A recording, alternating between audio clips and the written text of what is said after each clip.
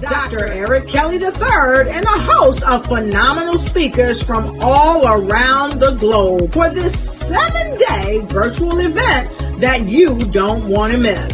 The mission of the Black Business Expo is to raise scholarship money from kids all the way from high school all the way from college. The Black Business Olympics is one of the largest Black business showcases in the world. It is an opportunity for businesses and companies to showcase their businesses globally. We are going to be giving away laptops up to $5,000 away to students. Again, I'm Olivia Appleberry, the founder of 2 Cents Finance and one of the speakers for the expo. I am so excited to see you there. For more info, go to www.blackbusinessexpousa.com or call 919-308-9090 and hope to see you there. I am Black Business. From the moment I wake until the time I sleep. Yes, I am Black Business. I am Black Business. Tell me, are you Black Business? I am Black Business. Do you support Black businesses? Listen, I support Black business because I am Black Business. Black Business Expo, one of the largest business showcases in the history of Black business in the world. The world! Sign up today at www.blackbusinessexpousa.com or call 919-308-9090. I am Black Business. I am Black Business. From the moment I wake until the time I sleep, I am Black Business. I am Black Business. Are you Black Business? I am Black Business. Do you support Black businesses? I support Black business because I am Black Business. Black Business Expo, one of the largest business showcases in the history of Black America in North Carolina. Join Dr. Eric Kelly III and a host of phenomenal speakers from all around the globe for this 7-day virtual event that you don't want to miss. The mission of the Black Business Expo is to raise scholarship money from kids all the way from high school all the way from college. The Black Business Olympics is one of the largest Black business showcases in the world. It is an opportunity for businesses and companies to showcase their businesses globally. We are going to be giving away laptops up to $5,000 away to students. Again, I'm Olivia Appleberry, the founder of 2 Cents Finance and one of the speakers for the expo. I am so excited to see you there. For more info, go to www.blackbusinessexpousa.com or call 919-308-9090 and hope to see you there. I am Black Business. From the moment I wake until the time I sleep. Yes, I am Black Business. I am Black Business. Tell me, are you Black Business? I am Black Business. Do you support Black businesses? Listen, I support Black business because I am Black Business. Black Business Expo, one of the largest business showcases in the history of Black business in the world.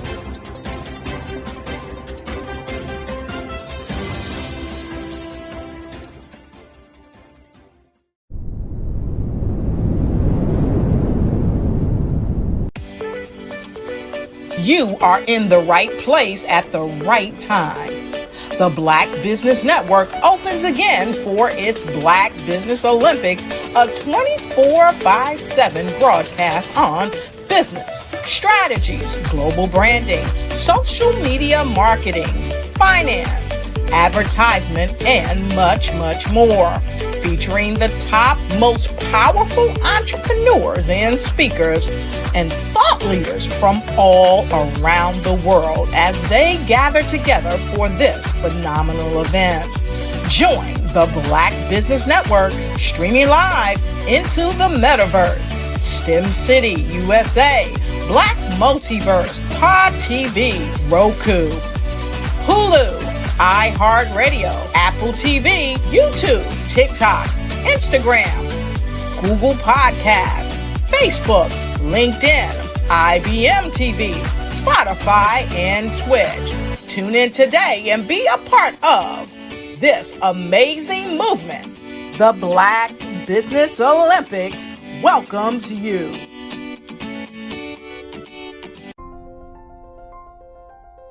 What if you could build your own city? A place where every child can find nurturing people to help them achieve their full potential. A place where every adult can access job training support. Where health education is abundant. Where social justice ruled the land. A place without limitations. Welcome. You have arrived at STEM City USA. It is what every city should be. A safe and trusted community where you find people and resources to help you become everything you are and beyond. STEM City is unlike anything you have ever experienced. It is a digital twin of the world around you, only better. STEM City is about energy and soul renewal. It is more than a digital world. You can almost feel the power of live cultural events, music, and theater.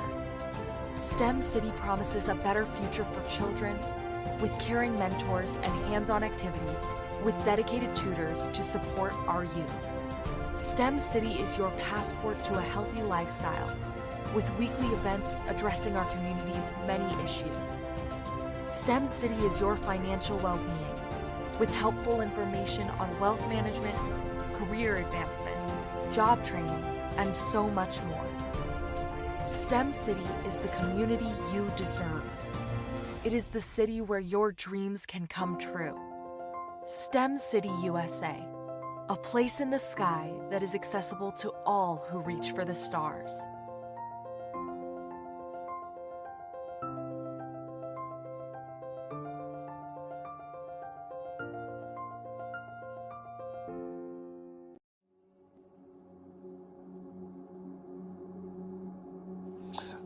I was born and raised in southeastern West Virginia, the coal fields. My father was an AME minister. For me, I was very fortunate. Even though I grew up in the segregated South, I was surrounded by flourishing Black businesses, doctors, lawyers, bankers, dentists. They were all there and they were all successful. And I guess that's part of my dream, is to see that success come back. My name is Joseph Simmons, and I am the founder of the Center for Micro-Entrepreneurial Training. We have this moment in time where we can change the trajectory of people. And our focus is on women, Black and brown entrepreneurs, and their access to capital, their ability to build thriving businesses, the ability to employ people. There's a study that showed that in those three communities, especially Black and brown communities, $1 stays in those communities for 30 minutes. In white community, $1 stays in their communities for 8 hours. So think about it. For you in a Black or brown community to get gas, to get food, to go to a restaurant, you've got to leave your community, take those dollars out of that community and take it to another community that's already being well served. So if we can reverse that, if we can go from 30 minutes to an hour to 2 hours, that's progress. That's what we need to do. I was with SCORE. And then in May of 2020, of course, the events happened in regards to the murder of George Floyd. The other thing that I was experiencing was the denials of federal funds for small businesses. And it revolved around one thing. These businesses were not being prepared for grants and for government programs. And I came up with the idea for the Center for Micro-Entrepreneurial based off those two things. Morgan Stanley had a report out in 2020, first quarter, and it talked about there were three groups that were massively devastated by COVID-19 on their business. That was 1, women, number 2, Black, and number 3, brown entrepreneurs. The research showed that they had less cash on hand, they had less opportunity to go into a bank and get money, and they were very dependent on family and friends to keep their business up and running. If we can focus on those 3 groups, then we can have a dramatic impact on our communities. Really, the focus is on 3 areas. And those 3 areas are 1, the people, number 2, the courses, and number 3, a support network. Here at CMAT, we will provide you with the fundamentals for generational success. And you will be creating a vibrant community by attending our 5-day immersive training course.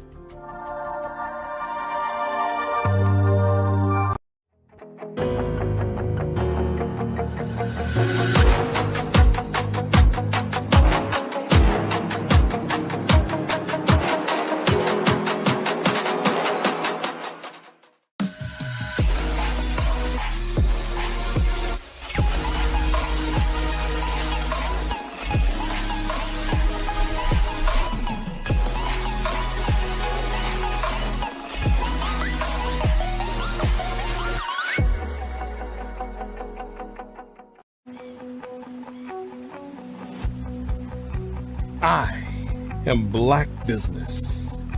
From the moment I wake until the time I sleep.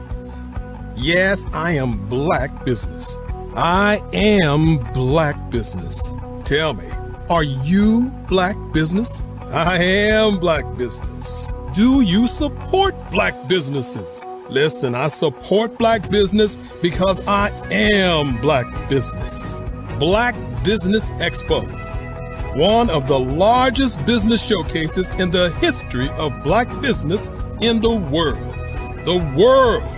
Sign up today at www.blackbusinessexpousa.com or call 919-308-9090. I am Black Business.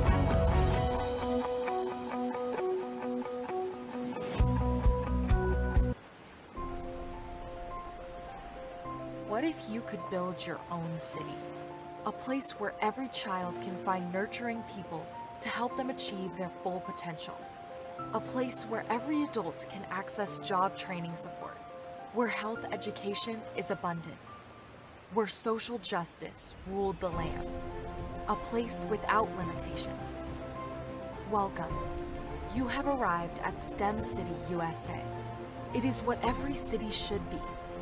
A safe and trusted community where you find people and resources to help you become everything you are and beyond. STEM City is unlike anything you have ever experienced. It is a digital twin of the world around you, only better. STEM City is about energy and soul renewal. It is more than a digital world. You can almost feel the power of live cultural events, music, and theater. STEM City promises a better future for children with caring mentors and hands-on activities with dedicated tutors to support our youth. STEM City is your passport to a healthy lifestyle with weekly events addressing our community's many issues. STEM City is your financial well-being with helpful information on wealth management, career advancement, job training, and so much more. STEM City is the community you deserve. It is the city where your dreams can come true. STEM City USA, a place in the sky that is accessible to all who reach for the stars.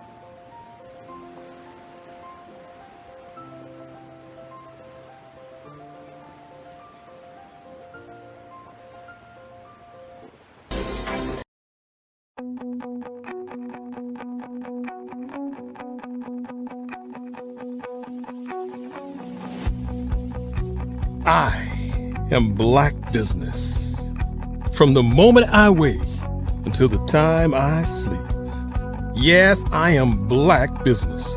I am Black Business. Tell me, are you Black Business? I am Black Business. Do you support Black businesses? Listen, I support Black business because I am Black business.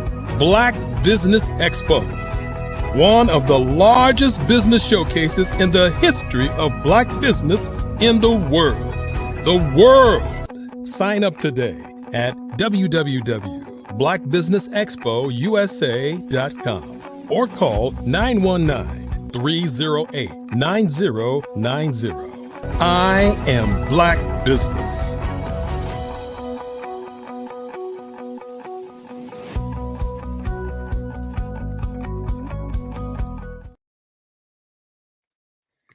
Good day, business owners, entrepreneurs, thought leaders, and corporations.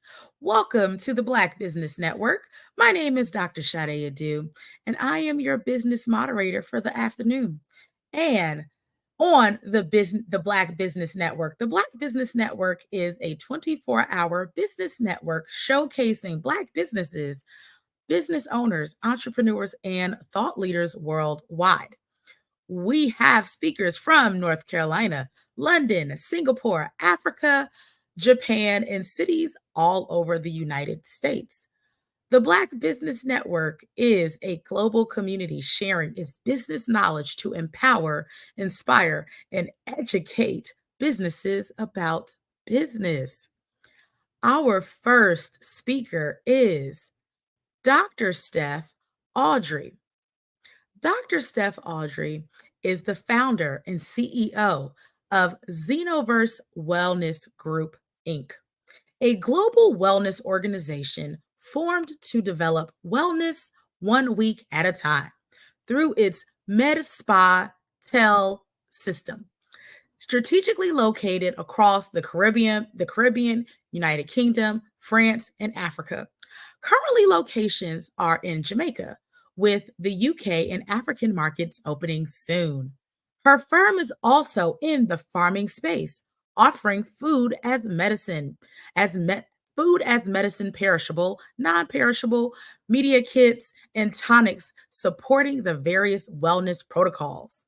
Dr. Audrey codified her wellness delivery model as wellness as a service / solution. Xenoverse Wellness Group is a timely concept that was initially conceived when Dr. Audrey was just 14 years young. She imagined a wellness center. Later, while working in the hospitality industry for the Claremont Resort Hotel, she was on the marketing team when they rebranded the property after investing over $1 million to launch what was then a new concept: spas at hotels. Now we are going to be bringing up Dr. Steph Audrey to the stage. Welcome. Hi, Dr. Sade. Very nice to meet you. Thank you. Nice to meet you as well. And I know that you will be joined by Kitty Awadu, and this will be a fireside chat between the two of you. Yes. Hey, Kitty. Hey, greetings. Greetings to my beloved doctor sisters. It's a pleasure and honor to be invited to this fireside chat circle. We are happy to have you. Genius is common, and I'll see you on the other side. Fantastic. Hey, Kitty. Well, guess what? We get to have a conversation today about something that is near and dear to your heart.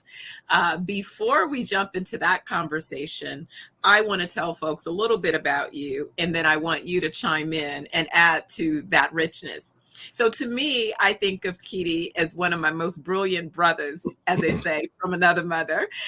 He is a magnificent researcher. He is a fabulous organic vegan chef, and an author of over 50 books that are all about helping us to understand not only nutrition, how to heal our bodies, but economics, business development, sustainable opportunities and practices, research that is very well developed and founded, based factually, and also his passion through his various media platforms in terms of educating the masses with information is just a small part of why it is I think so fondly of this brother. I'm excited about our conversation, and I want to talk about you, but the village and sustainability concepts and models that we've been discussing. And I want to kind of put that into the concept of, or the context of, what are some of the immediate steps that we can encourage people to begin taking. So I'm upon it to you. You can add to my intro and then kind of give us a little of an intro into your village concept. Let's kind of lay that foundation and kind of talk about what are some steps we can begin taking to make that manifest. Awesome. Well, first of all, I want to congratulate you for the introduction. I like brief to the point introductions, and you do a good job of that, Dr. Steph. As you obviously are aware, we've done so many things. We sometimes want to talk about all those great things we've done, but when that encroaches upon the time that we need to excite, inform, and inspire other people to collaborate with us, then we got to make sure we got to make much, much more time for building forward. And that's why I'm very excited to be talking today about our idea of self-determination, intentional communities. Self-determination is, of course, the Kwanzaa principle of kujichagulia, the Swahili word or phrase for self-determination. I am honored to have just spent much of the morning. I prepared all week long, really for 2 weeks, preparing for the first of 3 presentations to an online community about our kujichagulia village projects. And I'm so wonderfully excited. Steps to initiate this. Amongst the first thing to initiate it is, of course, our communications initiatives. We are calling for and engaging in right now a series of digital town hall meetings where like-minded people can get together, share our common values with a stated set of goals that would unify us all towards actions to consolidate those values to be able to transfer to our generation and future generations. So the idea of intentional communities, you know, this is not new for Black people in the United States and in other countries. In putting the story together of the Kujichagulia villages, I take us back 200 years to the 1820s through the 1920s, when there were at least a minimum of 200 intentional communities, villages, municipalities put together by Black people for the best self-interest of community. In the state of Texas alone, there were 357 documented settlements of Black communities who came together to build together, grow together, educate their children together, and create preserves where they could be as autonomous as their creativity and resourcefulness would put it. Doc, at this time, you and I share this vision, and hopefully by the end of our fireside chat today, a lot more people will be thinking about joining with others for collaborative projects we call Kujichagulia villages.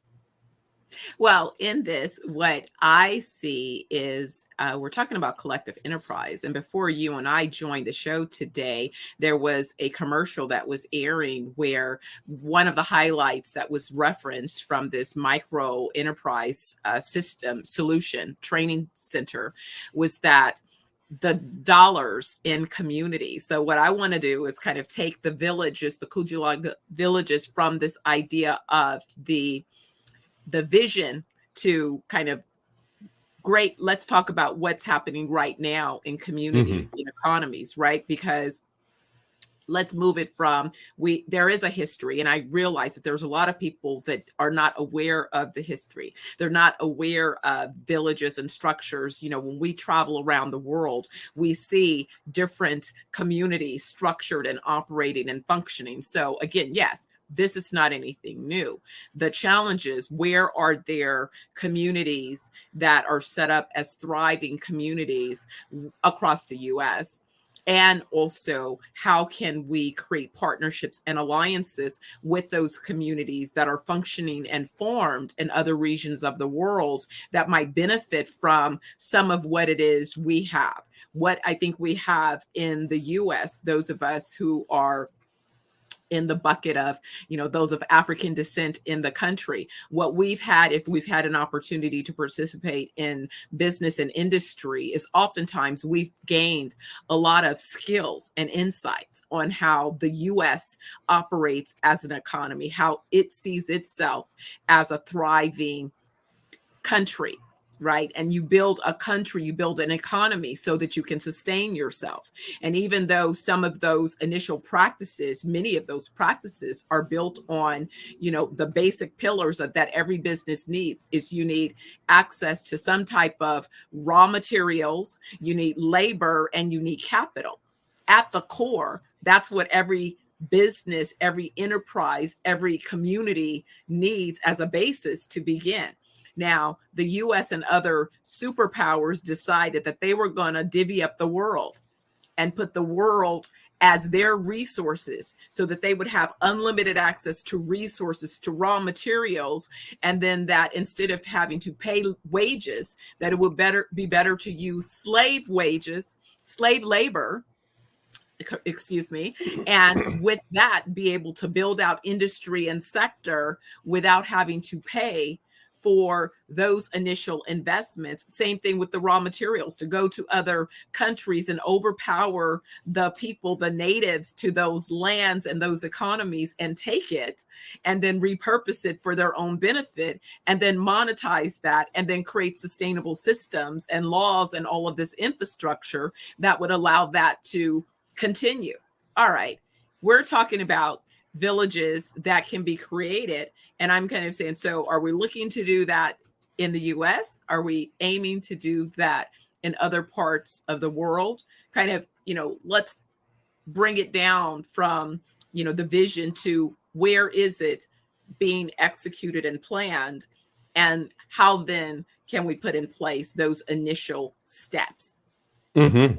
You made some very salient points during that introduction to the question, of which I gathered from it that we have, to too great extent, been only in a reactive position, responding to the game being played by other players who seem to understand the game and impose their will upon us. At this particular point, you and I realize the shortcomings of constantly being in a reactive state. So therefore, we shift to a creative, proactive state.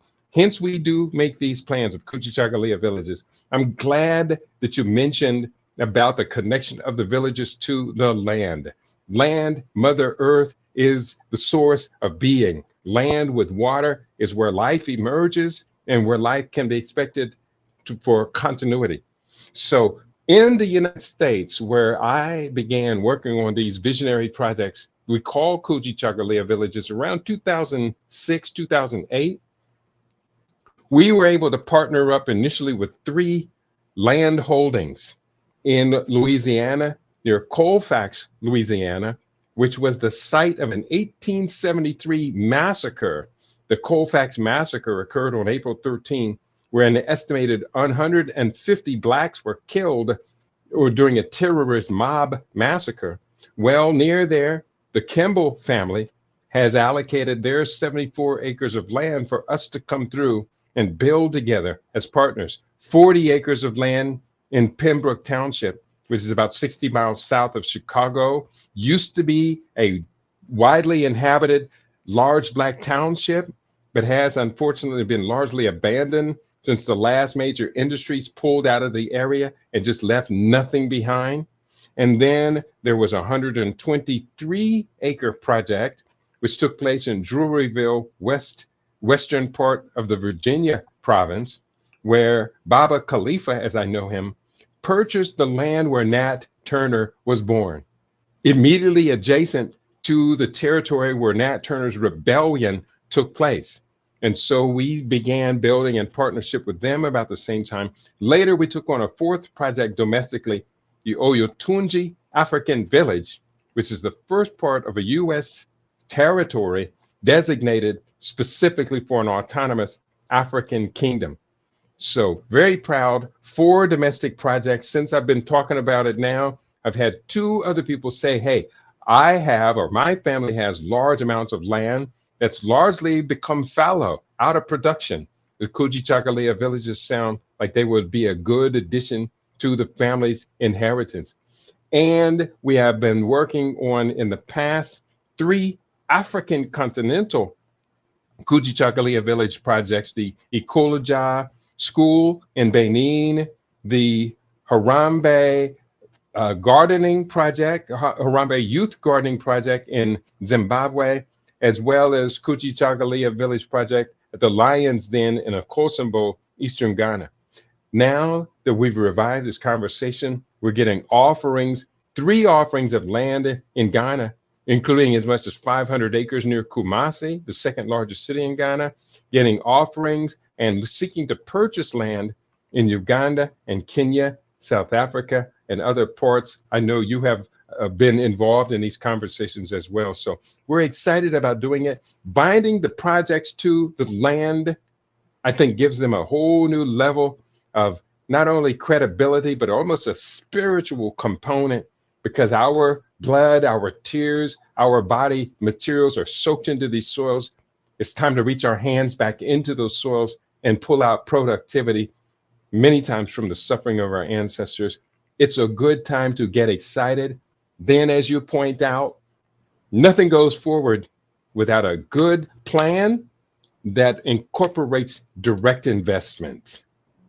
Absolutely. Absolutely. You know, as a real estate developer, that's the first thing that we do is when you look at a site, you determine what is the highest and best use for this site based on a myriad set of variables, right? It's not only what is the physical condition of that site, what are the resources immediately adjacent to those sites, what type of infrastructure exists, and then based upon those potential uses of the site, who's interested, who cares, who wants to live here, who wants to work here, who wants to play here, you know, who wants to heal here, you know, what are these particular uses, and who wants to be part of those uses, who wants to help to create and develop, you know, who wants to be part of the end users. And so as you begin to identify, you know, kind of that scope, right, then you could come up, then what is the schedule? And then what is the budget that's necessary? And then you could begin going through a particular process.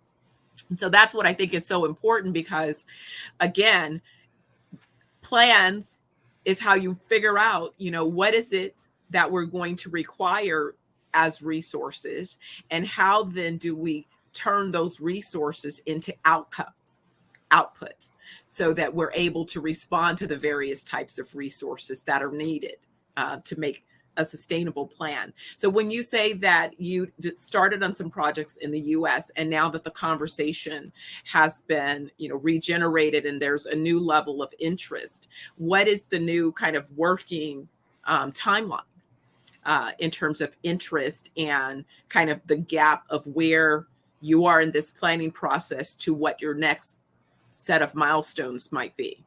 Mm-hmm.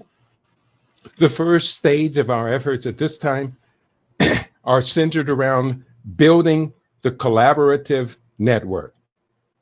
Building the collaborative network requires us to find as many like-minded people who are ready, willing, and able to go beyond mere conversational engagement towards these Kujichagulia village developments.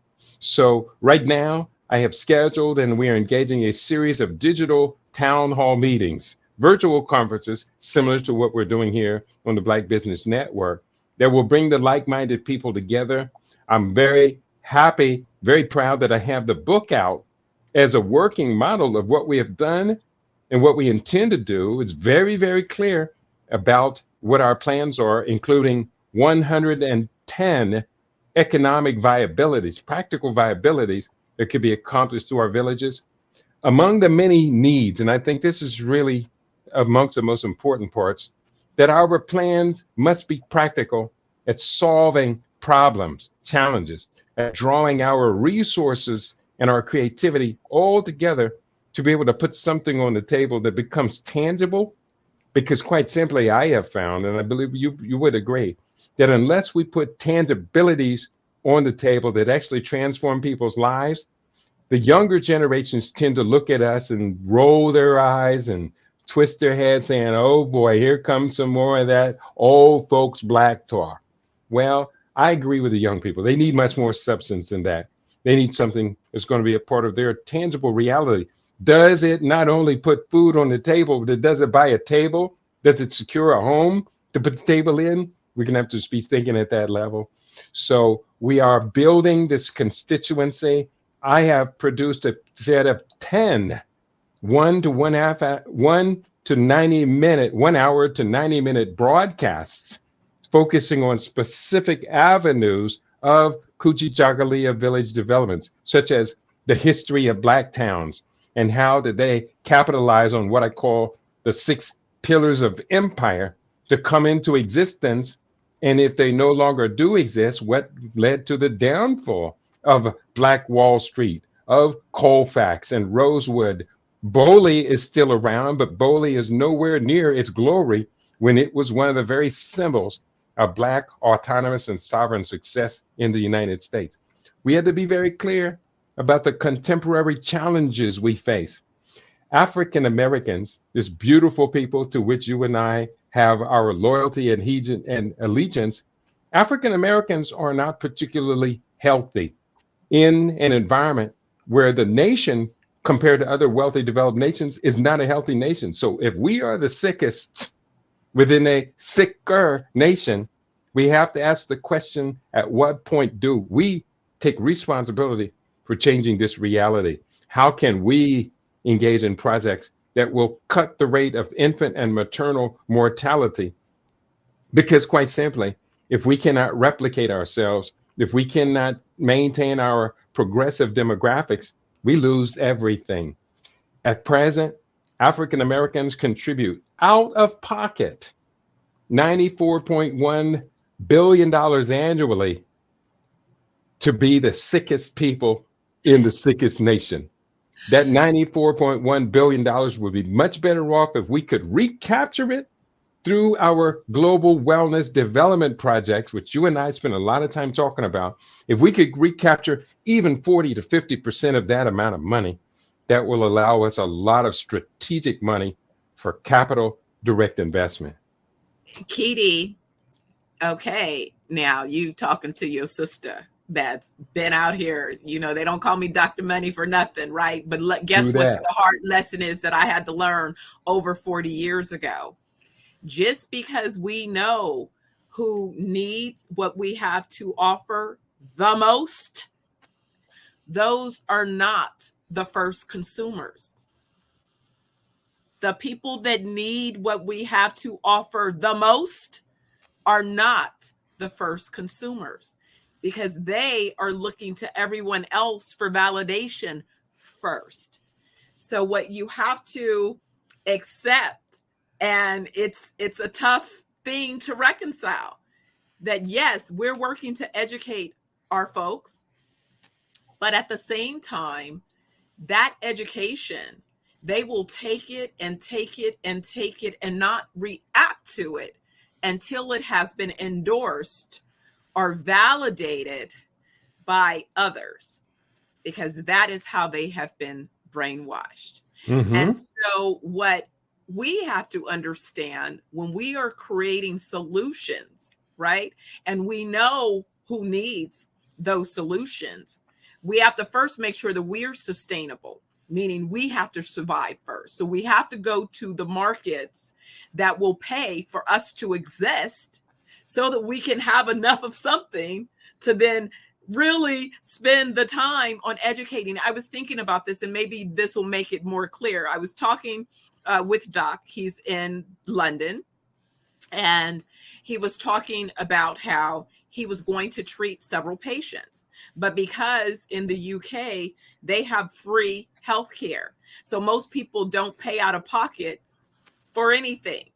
So even those that need his healthcare, they expect that he should come travel to them and perform his services for free. for free. For free. So he has to pay for his flight. He has to pay for his transportation. He has to pay for his housing. He has to be able to eat and food. He should be able to sustain his family for free. And then he has several shows that he broadcasts live, one of which he does 4 to 5 hours on a Friday for free. Well, the reality is that he will not survive for free. He can't continue to work for free. His family, his needs will not be met if nobody will pay him. He must be paid to do his work. And so he came to the realization in the comment, very frustrated. It's like, I have to pick different customers. I have to go to the customers who can pay for what it is I offer. I can't just heal everybody. And I was explaining exactly. That is why the number one mistake that we make is, and I made that mistake early on in business 40 years ago, but I learned quick and fast that if I wanted to survive in business, I had to pick different customers. I had to pick customers that had the resources and the willingness to pay for what it was I was bringing to market. And what say you? Wow. Wow. In the course of change in the world, and in the course of game theory, which I've been spending a lot of time pondering around this idea that everything is competition at this point. And those who have the lead in the competition have a tendency also to kind of crush their opponents who are just kind of realizing that the game even exists. But amongst the many things that we can bring to impact are what are called communications initiatives, also known as positive propaganda, as well as social engineering, meaning through a deliberate set of 26 policies, all linked together, social engineering, you create within the target audience a mindset that compels them to comply with your strategic plan, your game theory strategies. In the book Hidden Persuaders by Vance Packard, published in 1957, he included an essay by a social scientist from University of Virginia, Professor Philip J. Allen. And within their commentary, he showcased a 26-point plan for social engineering to create the kind of society that you scientifically have planned for. I'm not going to read that. I do include that in the book, Kujichagulia Villages, to understand, yes, we recognize we're coming from a tremendous deficit, but the tools exist for us to overcome this deficit. We have to just to apply the tools with enough persistence until we finally seize the momentum and can build on the other side of we're winners now. And we know we're winners, and here's what winners do.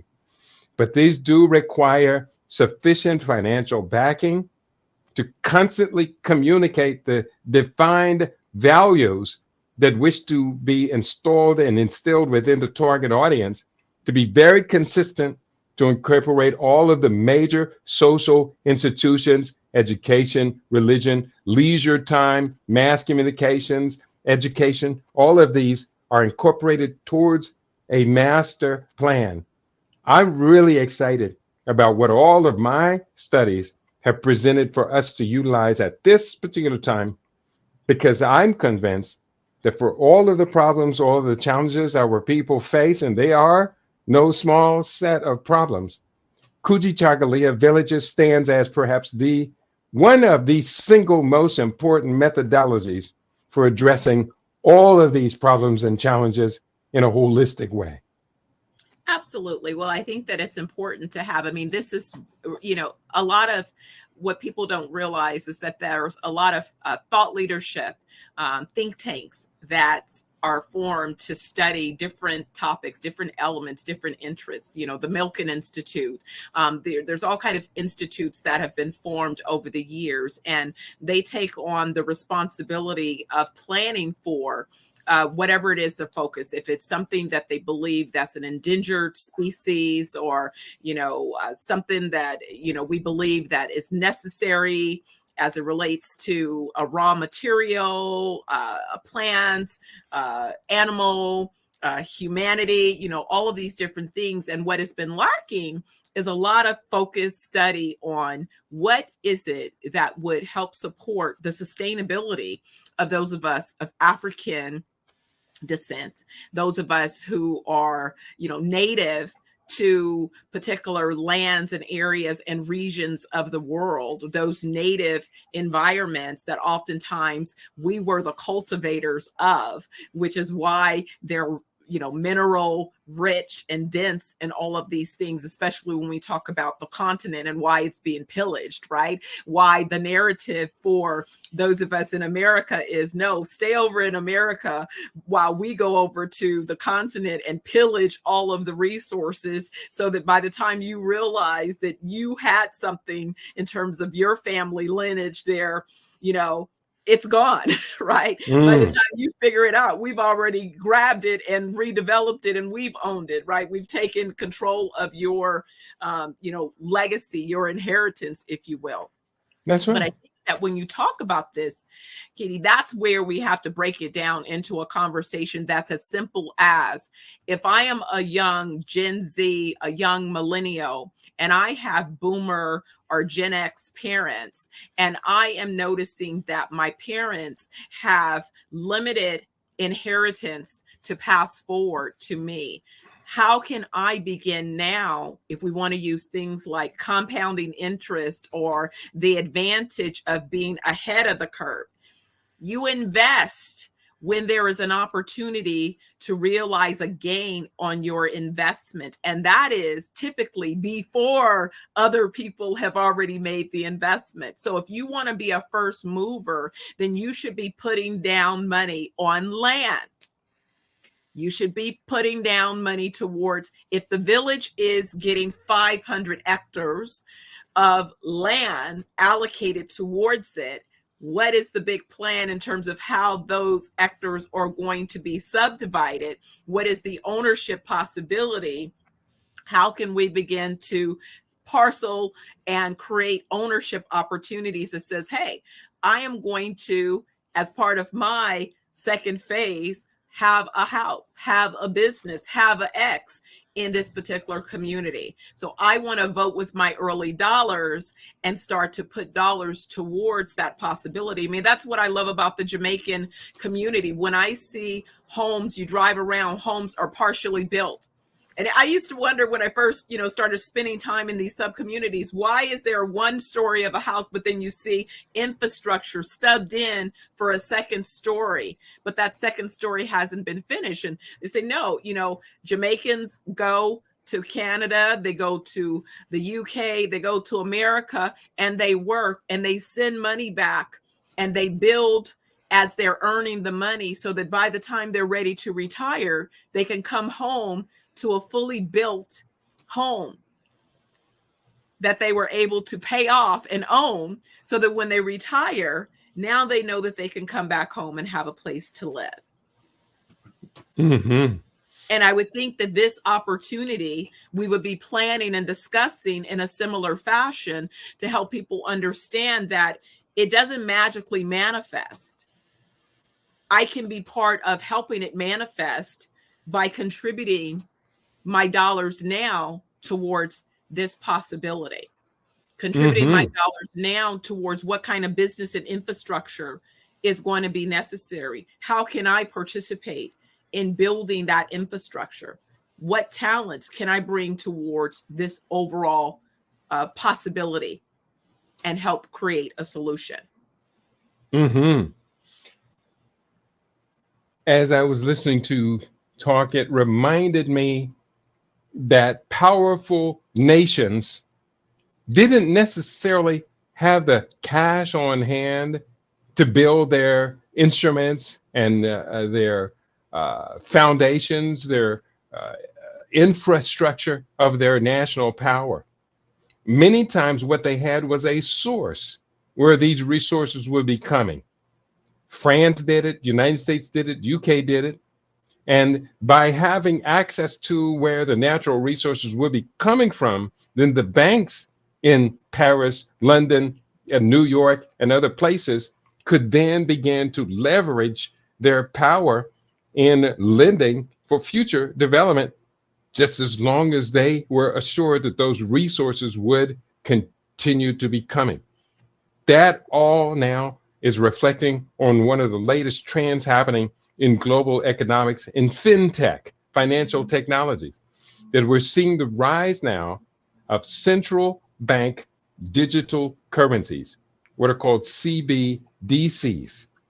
And with now the impact and the influence and the immediate arrival of CBDCs, we can look at Zimbabwe as a classic example. I'm not going to relate the history of how Zimbabwe's economy has been trashed for up to 30 years because Western opposition to the governance of Robert Mugabe, who Africans regarded him as one of the last of the great liberation heroes, but the West regarded him as a pariah that they could not control.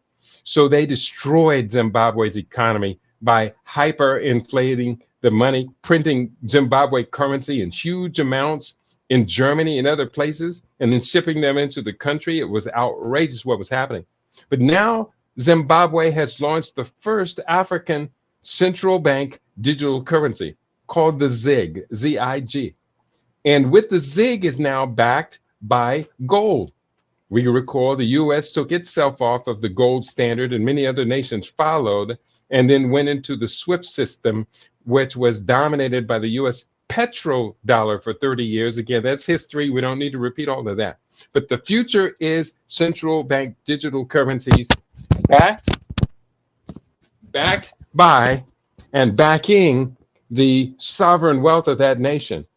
And so in attempting to destroy Zimbabwe's currency going forward, they would have to destroy the international gold market. And that quite simply is not going to happen. I ask this question frequently of African Americans, and I wish they understood the question the way it means. What would you do if you had access to a $24 trillion line of credit? Well, the answer is I would do everything, including the following, which have been my goals and plans. Well, this is what the Western banking institutions have been enjoying as they have controlled natural resources from around the world. They have been enjoying quadrillions of dollars of lines of credit. And they use those lines of credit to suck the money out of the working population, who don't work for fiat dollars. We work for labor added value in our currency, but the big banks take that and turn that into fiat currency. I hope that wasn't too complicated, but we're starting now to figure out global economics at a whole new level. Yes, but you touch on something that is critical. I mean, this is one of the things that I keep expressing in my other hat of business, Blue Diamond Capital, where I help to not only direct but advise companies around their commercial financing requirements, building out sufficient capacity so that they could grow. But capital is available in abundance. If it is that you're not successful with capitalizing your business, your vision, your business plans, it's because you're not understanding what it takes to access the capital, meaning that you're not presenting your business in a manner that can allow it to be capitalized. It becomes very simple, but it's information that you must know and understand. I was explaining this to an entrepreneur the other day. If you've been working as an employee and you think of capital from the standpoint of the employee, but now you're operating a business, you are not looking at capital through the appropriate lens. Because Correct. Capital for a business is very different than the realities of capital when you are an employee. As a business, you want an unlimited set of lines of credit, of access to resources, so that you can continue to sustain and expand your business when you have a viable business model. But that's what's required, is a viable business model. in order to attract capital and all of the resources necessary. So I think when you talk about these countries and the country plans and building out the village and building out the sustainability, we must understand those tools. We must understand and pay attention to how our countries repositioning themselves for growth. Yes, many are moving to digital currencies that are backed by gold. What does that mean? What is the translation of those of us that are dealing with fiat dollars that are no longer backed by, haven't been backed by the same things, definitely not backed by gold? What does that mean? Does that mean that there's going to be a shift in the values of those dollars? Is there really something more to this war between Russia? What is happening with China and their Russian alliance? What is happening with China, Russia, and the various countries in Africa where there's some type of communication? Oh, wait a second. What is happening with the UK? What is happening with France? These types of conversations oftentimes are not being had. It kind of just, it's going by.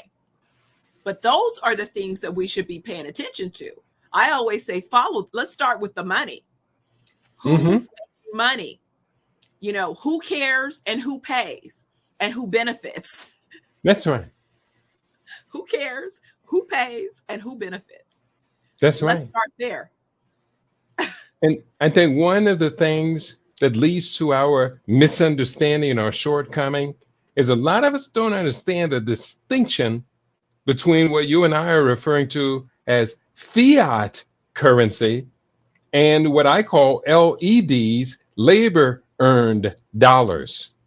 The fiat people get access to a system that's fundamentally imbalanced and in their favor, while as we who's struggling for labor earned dollars are expected to compete against them. We're going to have to rewrite the rules. And obviously, you and I are going to have to return to this conversation a number of times because we need to bring a lot more people along on this understanding, Doc. Absolutely. That's why I love every opportunity we get to, to speak, to discuss these ideals, because, for me, my whole thing is about, I get, let's make the big plan, but I'm all about, let's also get practical. What can we do today? Right? That's right. Let me see you vote today that you're in, if it's as simple as taking an action and getting on the email list, right?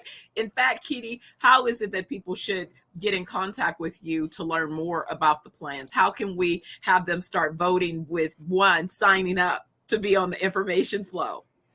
Yeah, I'm going to give out my text number. Now, I ask people text me before calling this number. If you call without texting, probably I will not answer it. Text me at 702-580-0662. And much of what we focused on today was the plans now to build out, again, the Kujichagulia villages. Well, that is the website, Kuji, Kuji, Chagulia, Chagulia, Kujichagulia villages.com. You'll see the book, videos, and other things related to that. And I look forward to collaborating, cooperating, and building together with my Black Business Network family. And you, Doc, you know how we roll. Thank you so much to both of you for today. That was a very enlightening and powerful conversation. Genius is common, and I'll see you on the other side. Thank Good you. to see you, Doc. For having us.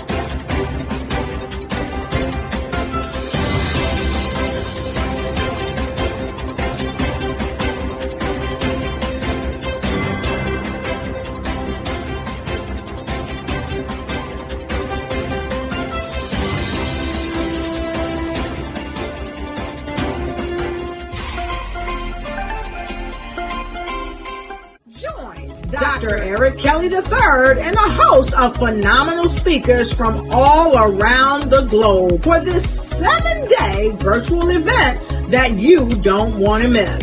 The mission of the Black Business Expo is to raise scholarship money from kids all the way from high school, all the way from college. The Black Business Olympics is one of the largest Black business showcases in the world. It is an opportunity for businesses and companies to showcase their businesses globally. We are going to be giving away laptops up to $5,000 away to students.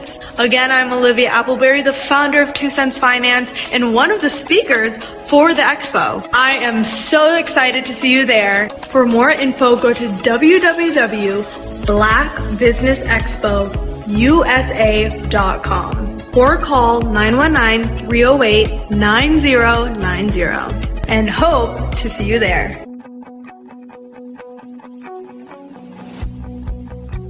I am Black Business.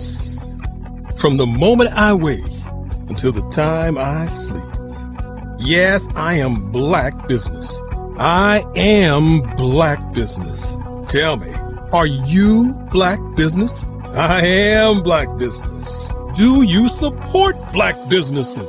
Listen, I support Black business because I am Black Business. Black Business Expo, one of the largest business showcases in the history of Black business in the world. The world! Sign up today at www.blackbusinessexpousa.com or call 919-308-9090. I am Black Business. I am Black Business. From the moment I wake until the time I sleep, I am Black Business. I am Black Business. Are you Black Business? I am Black Business. Do you support Black businesses? I support Black business because I am Black Business. Black Business Expo, one of the largest business showcases in the history of Black America in North Carolina. Join Dr. Eric Kelly III and a host of phenomenal speakers from all around the globe for this 7-day virtual event that you don't want to miss. The mission of the Black Business Expo is to raise scholarship money from kids all the way from high school, all the way from college. The Black Business Olympics is one of the largest Black business showcases in the world. It is an opportunity for businesses and companies to showcase their businesses globally. We are going to be giving away laptops up to $5,000 away to students. Again, I'm Olivia Appleberry, the founder of 2 Cents Finance and one of the speakers for the expo. I am so excited to see you there. For more info, go to www.blackbusinessexpousa.com or call 919-308-9090 and hope to see you there. I am Black Business. From the moment I wake until the time I sleep. Yes, I am Black Business. I am Black Business. Tell me, are you Black Business? I am Black Business. Do you support Black businesses? Listen, I support Black business because I am Black Business. Black Business Expo, one of the largest business showcases in the history of Black business in the world.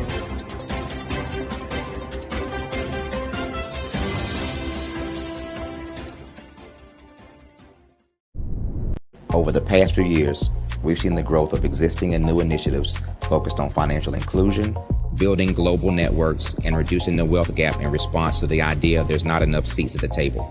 Whether their outcomes are to increase the representation of Black executives on corporate boards, ensure an inclusive global economy, or to create new U.S. African commercial pathways, the strategies are often carried out by separate programs.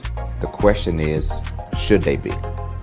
With the continent of Africa being home to more than half of the world's fastest growing economies, the youngest workforce, over 400 companies generating more than $1 billion annually, 700 generating more than $500 million annually that are poised for growth, and being the destination of nearly $5 billion in venture capital in 2021. Diversifying U.S. and Africa commercial engagement by building bridges between African businesses and their U.S. diaspora should begin being seen as mutually beneficial.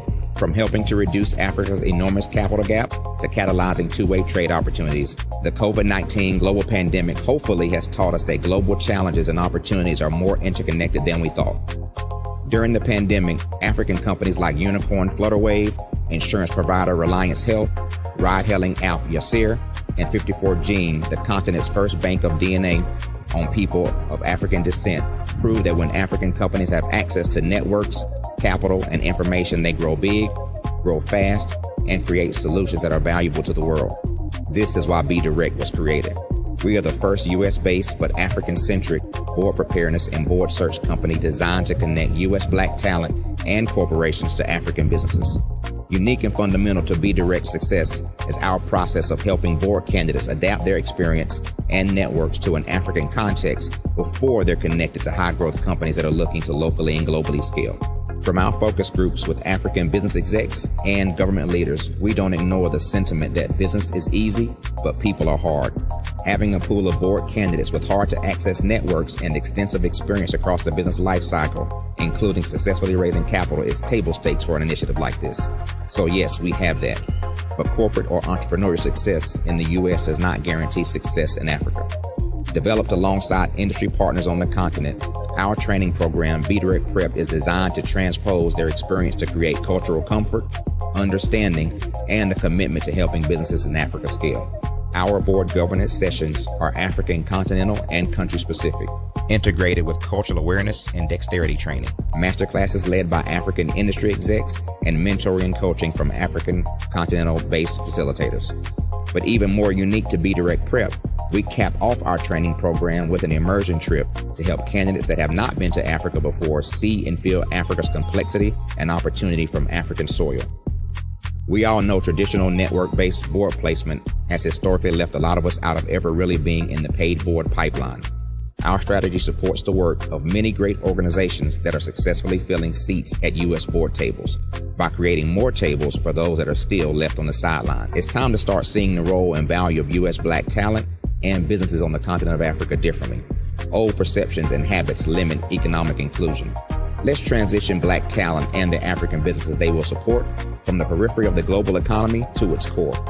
Living in a global lockdown, we all know now how fast local and global economies can change, and see the value of having businesses that hire, strengthen local value chains, and even grow globally.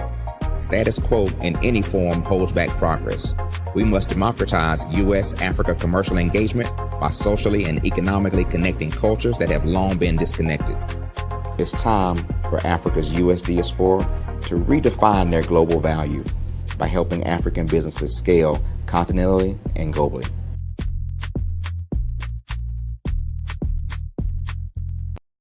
I am from Washington, D.C., but I was raised in Durham, North Carolina. I came to Durham when I was about 5 or 6, and then I traveled back and forth to D.C. because it's where my people are from. One of the unique things about my family is my mother, she's also an artist. She does quilting, and she does a lot of artistic things. And then my son, he draws with both hands, his right hand and his left hand like I do. So that's kind of a family trait.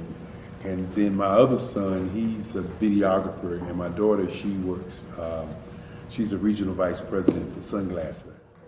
When you start out drawing and sketching, you want to continue to explore, each avenue. I do pastels, I do pen and ink, I do painting, I do acrylics. I haven't done oils yet, but I try to do all facets of art. What I say to a lot of times to people is, you can't put yourself in a box when you're an artist. You have to explore. And over the course of my life, I've tried to explore different mediums. I also do sculpture as well.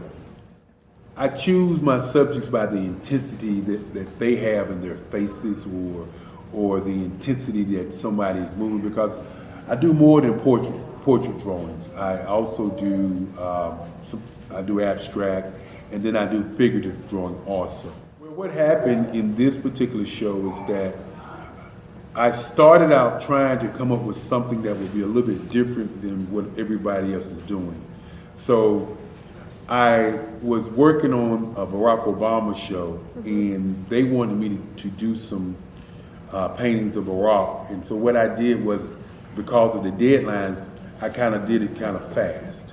And then I realized when I was doing it fast, I enjoyed it. And so then I started doing other pieces the same way, and I started to enjoy those pieces also.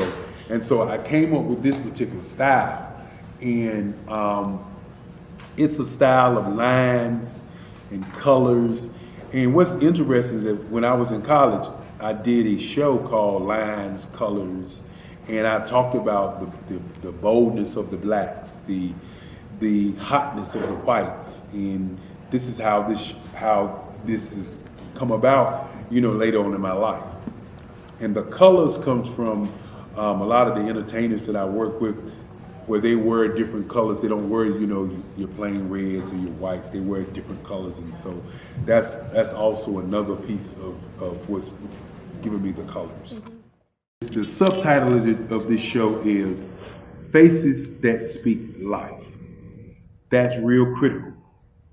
Faces that speak life. Each one of these pieces is a life source and a life energy that's being put on display for people that are looking at it. I always say in terms of my art, it's not important that I draw them. It's important what you get out of what I draw. I don't try to just draw it because you like it. People wanted me to do prints. I didn't do prints.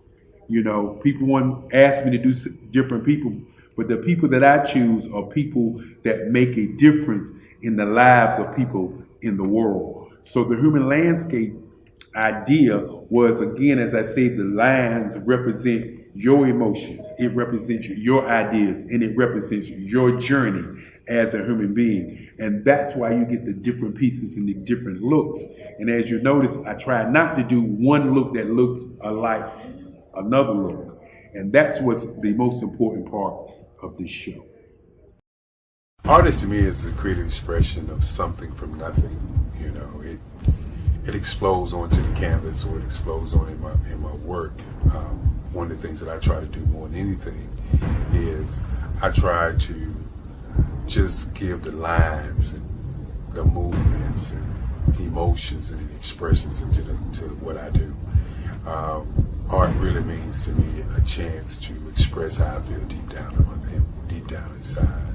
Most of my art begins as a thought that I might have, whether it's sports, whether it's history, whether it's a woman or a man. It pretty much starts as an idea of thought before I get into the actual image of what I'm going to draw. I do a lot of historical pieces. I was a history minor in college, and I love to do history pieces. And a lot of times I'm thinking about history, and then I try to make that history impact you as you look at it. That's one of the reasons I do pictures so large. People ask me, why do I do the pictures so big? And I tell them, I want the piece to impact them as they're looking at it, to kind of dominate them, dominate their space.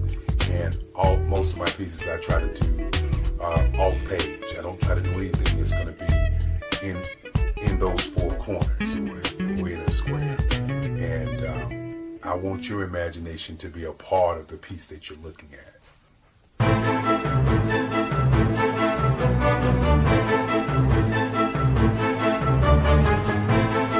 Hello, I am Dr. Eric Kelly III, the visionary strategist and founder of the Black Business Olympics.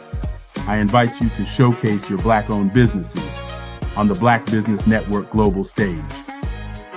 The Black Business Olympics is a global Black Business Network platform that propels Black-owned businesses into the international spotlight. By showcasing your business on the Black Business Olympics platform, you can reach a worldwide audience of potential customers, partners, and investors. You can also establish yourself as a thought leader and expert in your field, attract lucrative partnerships, and more speaking engagements. In addition, the Black Business Olympics platform provides a valuable opportunity to connect and collaborate with like-minded entrepreneurs and business professionals from around the world. This can lead to new business opportunities, ideas, and relationships. Finally, by sharing your story and expertise on the Black Business Olympics platform, you can inspire and empower others. This is a powerful way to make a positive impact on the world and leave a lasting legacy. If you are a Black-owned business owner, I encourage you to seize the opportunity to showcase your business on the Black Business Olympics platform. It is a once-in-a-lifetime opportunity to make an indelible mark on the world. Be one of the 1,000 visionary entrepreneurs who are changing students' lives, shaping industries, and leaving an unforgettable legacy for their families. Unleash your voice on our global stage and watch your business thrive.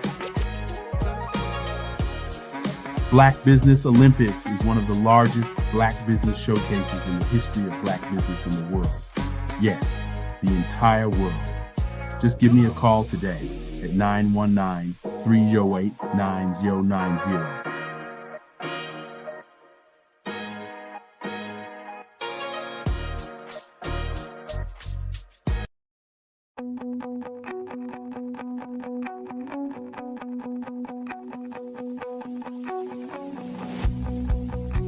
I am Black Business.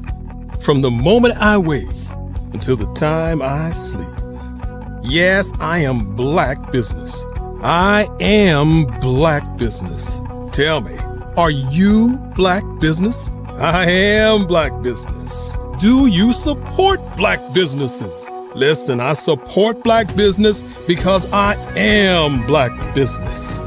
Black Business Expo, one of the largest business showcases in the history of Black business in the world. The world! Sign up today at www.blackbusinessexpousa.com or call 919-308-9090. I am Black Business.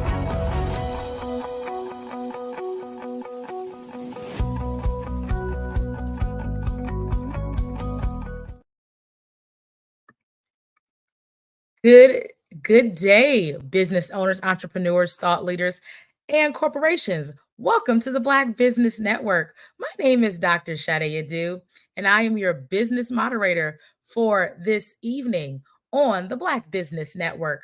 The Black Business Network is a 24-hour network showcasing Black businesses, Black businesses, business owners, entrepreneurs, and thought leaders worldwide. We have speakers from North Carolina, London, Singapore, Africa, Japan, and cities all over the United States. The Black Business Network is a global community sharing its business knowledge to empower, inspire, and educate Black businesses about business. Our first speaker for this evening is Dr. Steph Audrey.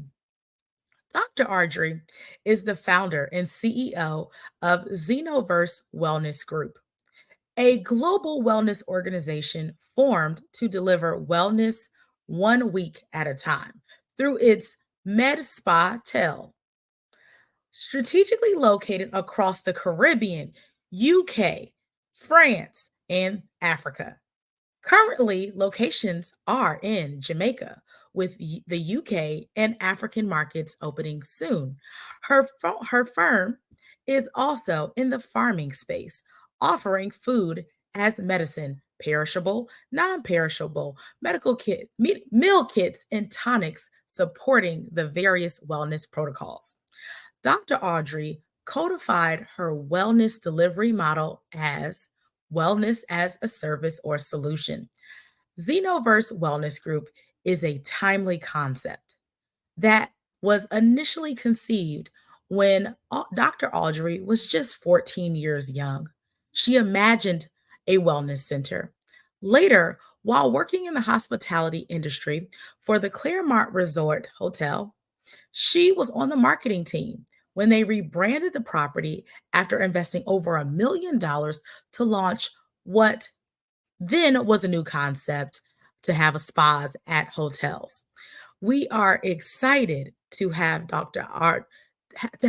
Audrey join us, Steph Audrey join us this evening for a fireside chat where we're going to learn a little bit more about her business and what she's currently working on. Dr. Steph, how are you doing today? We're happy to have you again. We just have you on mute, and we're looking forward to hearing from you. I have to remember that they put me on mute when they put me backstage, so I have to unmute myself. I guess that's what happens when you have so much to say, huh? It's like we're going to control that mic. We are excited to hear all the things that you have to say. I'm looking forward to learning a little bit more about I want to make sure Xenoverse Wellness Group. And so let's dig right in. Can you tell me a little bit more about your vision for your business and its mission to deliver wellness globally? Absolutely. So many people, if I were to say companies, corporations, organizations that they're familiar with, you've heard of a company called Marriott Corporation. Mm-hmm. Okay. So I'm literally building the Marriott, but for wellness. So Marriott as a business is a hotel developer, owner, and operator, as well as they have a portfolio of other assets that they own. Mm-hmm. So Marriott not only have the Marriott brands, but they own brands like the W Hotel, they own the Ritz-Carlton, they own Four Seasons, they own a number of portfolio brands at different segments of the market. That's what Xenoverse is we're building out a portfolio of assets, but are focused on wellness, mind, body, and soul healing. And so these assets will be spread across the world. We'll have assets that we build, own, and operate. We'll have assets where we're licensing. So when you think of, you walk into the supermarket and you see a Starbucks, that's a licensed relationship. You'll walk into other branded properties and they may have our licensed spa at their property. So that's another way that you'll see an application of what it is that we're creating. Awesome. So what inspired you to establish, now I see it's a Medi Spa Tales. Medi Spa Tales, yes. So what happened, yes, is as a real estate developer, I realized that when 2008 happened, we had a collapse in the US financial markets around housing. My expertise as a real estate developer, let me kind of back up and kind of give a context. So my career has been with me having deep domain knowledge in two sectors. The first sector of my career was in advertising and marketing communications. That's why I had the clients, like after working with the Claremont Resort Hotel, then I had Hyatt, Park Oakland, Convention and Visitors Bureau, California Health Department, State Department of Health Services, Cedars-Sinai, all of these kind of hospitality and assets. These were my clients. So I advised them on how to build their business and how to expand into markets. I was providing them with particular solutions. And then after that, I was advising the National Conference of Black Mayors. And so I was giving them advice on their various cities on economic development opportunities. But what I noticed is every time I would advise a mayor on a strategic plan, then the developers would come in and make money off of that plan. And I'm kind of thinking, so my plans have some value here because other people are getting paid. So if they're my ideas, how can I should be getting paid on executing, right? So it was pretty much the last, as I said, when I was ready to make a transition, many people heard about the Rodney King incident in the city of Los Angeles where he was beat and there was this big outroar. And so people were commented that the businesses were burning up their business and community. And that really wasn't the truth. The businesses were frustrated because they did not have access to capital. So it was at that time that I developed a program. FAME, Urban League, and the Greater Los Angeles African American Chamber received a grant from the Small Business Administration. I created a program that ultimately I trained about 5,000 businesses on how to reposition those businesses for real growth. And typically businesses were not used to having access of someone like myself, because remember, I contracted with Fortune 500 companies like your traditional McKinsey's and other management consulting and major agencies. So if you weren't investing millions of dollars at a time, you wouldn't typically have the expertise of our team to support your businesses. And so most small businesses don't understand investing in strategy, which is sadly why many of them don't grow and scale. So anyway, fast forward. After advising these guys, I saw the opportunity in real estate development. So I transitioned from advertising to real estate development. So that's kind of the foundation of why this plan is looking at the data. But then even in this industry, I saw that the boomers were aging and they were going to need ways to take care of themselves. But I also saw that the boomers as a generational cohort were wealthy, and they weren't trying to, as they say, go easily. They wanted to use their money to extend their lives. They believe in longevity. And so they have been the biggest consumers of life extending treatments, protocols. They're the ones that have caused medical tourism to expand. And so that was my recognizing that there would be a market opportunity. But since I've developed our business plans, what I see are not only boomers, but Gen Zs and millennials are adopting this idea of a healthy lifestyle and want to have opportunities to pursue preventative care. So they don't want to wait and be sick. They want to be healthy, and they want to look at ways of extending their well-being. So that's kind of the big picture backstory behind our business. I love it. Pairing your marketing background and hospitality background, working with these Fortune 500 companies, and then supporting small businesses and incorporating wellness into this as well. And how did you, or why did you decide to also expand this movement globally? Thank you. That is really such a good question, because originally my plans, of course, being American, was to build out my developments in the US and then expand globally. But thankfully, COVID allowed me to see differently. So for the longest time, my friends thought I was crazy because I've been shopping to buy islands. Even before I was a developer, I was like, I'm going to buy an island and one day I'm going to know how to develop it, right? So that's kind of like, I've been playing this long game. Well, when COVID happened, I was in law school and my office was shut down. And so a girlfriend was like, she was on her way to Jamaica. So she said, I'm going to Jamaica for a month. And I was like, well, can I come? And that month turned into a 3-month stay for me. Now, mind you, I had been studying Jamaica for about 30 years, because when I first said that I wanted to move into real estate development, I was presented with an opportunity to develop a Hyatt in Jamaica 30 years ago. But at that time, I was still CEO of my advertising agency, and I wasn't ready to just make a blind leap, right, into a whole new sector that I didn't know what the technical skills were required and all of those things. So anyway, now fast forward. So I go to Jamaica, and while I'm there, I realize, oh my goodness, I could literally launch my business from Jamaica. I could have a better market opportunity and advantage. And then I get to enjoy building the business instead of feeling like I need to build it in America and then eventually get to live on the island. How about I live on the island from the beginning while I'm building it? I'll be in my happy place and I'll be able to create happiness for everybody else.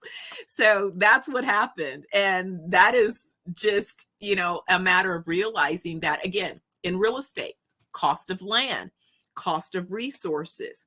Are you looking for resources that are readily available? Natural resources, recognizing an opportunity that may not be an opportunity that is available someplace else, and so that's really what created the possibility. And I'm grateful that I was able to jump on the opportunity. Timing is everything. I love it. You lit up when you said I was able to just go to Jamaica for those 3 months. Yeah, we're gonna Yes. be if the world is gonna shut down, let's be shut down on an island, a beautiful Yes, island. yes. Oh my goodness, it was so great. I mean, I ended up literally spending most of the last 3 years in Jamaica. I spent more time in Jamaica than I did in the US. Between Jamaica, the US, I went to Cyprus, I went to Italy, I went to France, I went to, all of these places looking at sites. I'm on my way back to the Bahamas to meet with some more money folks, and then we're on our way to Senegal. So, I mean, it's like, yes. I love it. Part of wellness is happiness. So I'm happy that you are happy. That makes it so exciting. Speaking of this wellness movement that you are creating, what differentiates you from other wellness organizations that are in the marketplace? Absolutely. So I think it's a lot of what it is we've not only determined as our treatment protocols, but so my chief medical and research officer, Dr. Aubrey Oliver, is my partner in executing these business plans, and he is a functional medicine physician. And so he has been treating patients for the last 15 years, developing his practices and protocols. And so what's happened is after you have about, you have 15 years of patient experience and outcomes, then you begin to really see that what you know as solutions to address sort of lifestyle chronic conditions, that these outcomes are real. And so that really was, I would say, is the blessing as we met while I was in Jamaica back in 2020. We met at a meeting about those of us who were looking to produce wellness resorts in Jamaica. The thing is that I was not on the guest list, and I didn't even know that that was the purpose of the meeting. I just happened to be a tag along and popped in the room where they were going to be meeting to get some water. And then somebody told me to stay. And then I learned the purpose of the meeting. And then it was like, oh my gosh, she's the reason that we're meeting. And I'm like, who knew? So that's when you know that there's some divine intervention in all of this. But that's part of what makes what it is we offer unique. Our team, when you go to a spa, you expect to see licensed estheticians providing spa-related treatments, but you're not always receiving treatments from practical nurses or nurse-guided treatments or medically formed nutritional plans. You're not getting those types of solutions. That's what we provide. That's why we know when we get you there in that 7 days, we can guarantee that you're going to get a proper detox to your gut that was formulated for your gut. It is not going to be a one-size-fits-all solution. That is why we know once we address your gut needs and then start to provide you with phytonutrient, nutritionally dense foods to replenish your body after your gut has been stabilized, that you will be knocking on our door trying to come back. We won't have to beg you to come back. We get you there in that first 24 hours and everyone's already trying to rebook their next wellness week because you start feeling so good. And once you start feeling good, there's nothing like feeling amazing. I like how this sounds. I'm like, oh, I want to feel amazing. I know the people watching, we want to feel amazing. We want great gut health. Dr. Shade, let me tell you, I reversed my body from where I was in August to, so typically, all of the things that so-called as you mature, middle-aged woman, what you're supposed to experience. I reversed my body back to my 25-year young self. No middle-aged woman, anything. No, what is that M word? I should be having what? Menopause? I don't know nothing about that. Oh, I should have hormone. I don't know anything about that. Oh, I should have I don't know anything about that. I take no prescriptions. I never had to take any prescriptions. I have all of my energy. I have the weight that I was when I was 25. I weigh 127, between 123 and 127 pounds of muscle. So 10 years ago, I was 25. Well, let me just tell you, I went to my 40-year high school reunion last year. Now, I love it. And I just saw a photo of myself 10 years ago at 25, and I was like, I don't look the same. I wish I had that 25-year-old energy. So I know that the people that are watching this, we want to know a little bit more about some of the wellness protocols that your organization offers. What can we purchase, or how can we be support what you're doing when it comes to our overall well-being? We know that people are living longer. We know that more and more people are dying from preventative diseases, and people who look like us are dying from preventative diseases that we can reverse. So what are some of those wellness protocols that people can benefit from if they, patronize your organization? Absolutely. The very first thing I say that we really do start with detox. And let me tell you why. But first, we do a personal assessment. So the very first thing that we do is we do an assessment. The assessment takes about 30 minutes, and that's with a nurse practitioner. And it's a non-invasive assessment that's literally scanning your body and your organs. So when I did the first assessment, we found out things like my brain, I was being poisoned by hair dye and cortisol release, stress from being a type A personality. Now, come on now, right? I understand. We're running the business, we're advanced degrees, we're parents, we're running households, we're volunteering in the community, we're at the church, right? But when are you taking care of you? And when are you considering that all that movement is not allowing your body to be in balance? And that at the same time, there is a chemical release that's happening internal to your body. And so deodorant, I stopped using deodorant. I don't use body lotion. I don't buy any of those things. Everything that I use is from a natural source. And I have to verify that, because that's the other trick. Is I noticed in the US market, the more we start educating people on what to look for, the more they start changing the names of things. Like, we know vegetable oil and canola oil are straight petroleum poison. Well, now they've changed it to rapeseed oil. Look on your products, read the ingredient list. Almond milk. Almond milk has a filler in it that's meant to be a pesticide. Cruel. Why would you pay more for something that's supposed to be healthy to find out that you're being poisoned faster? I was just reading, men, don't take Advil or any type of aspirin that has ibuprofen in it. That kills your testosterone.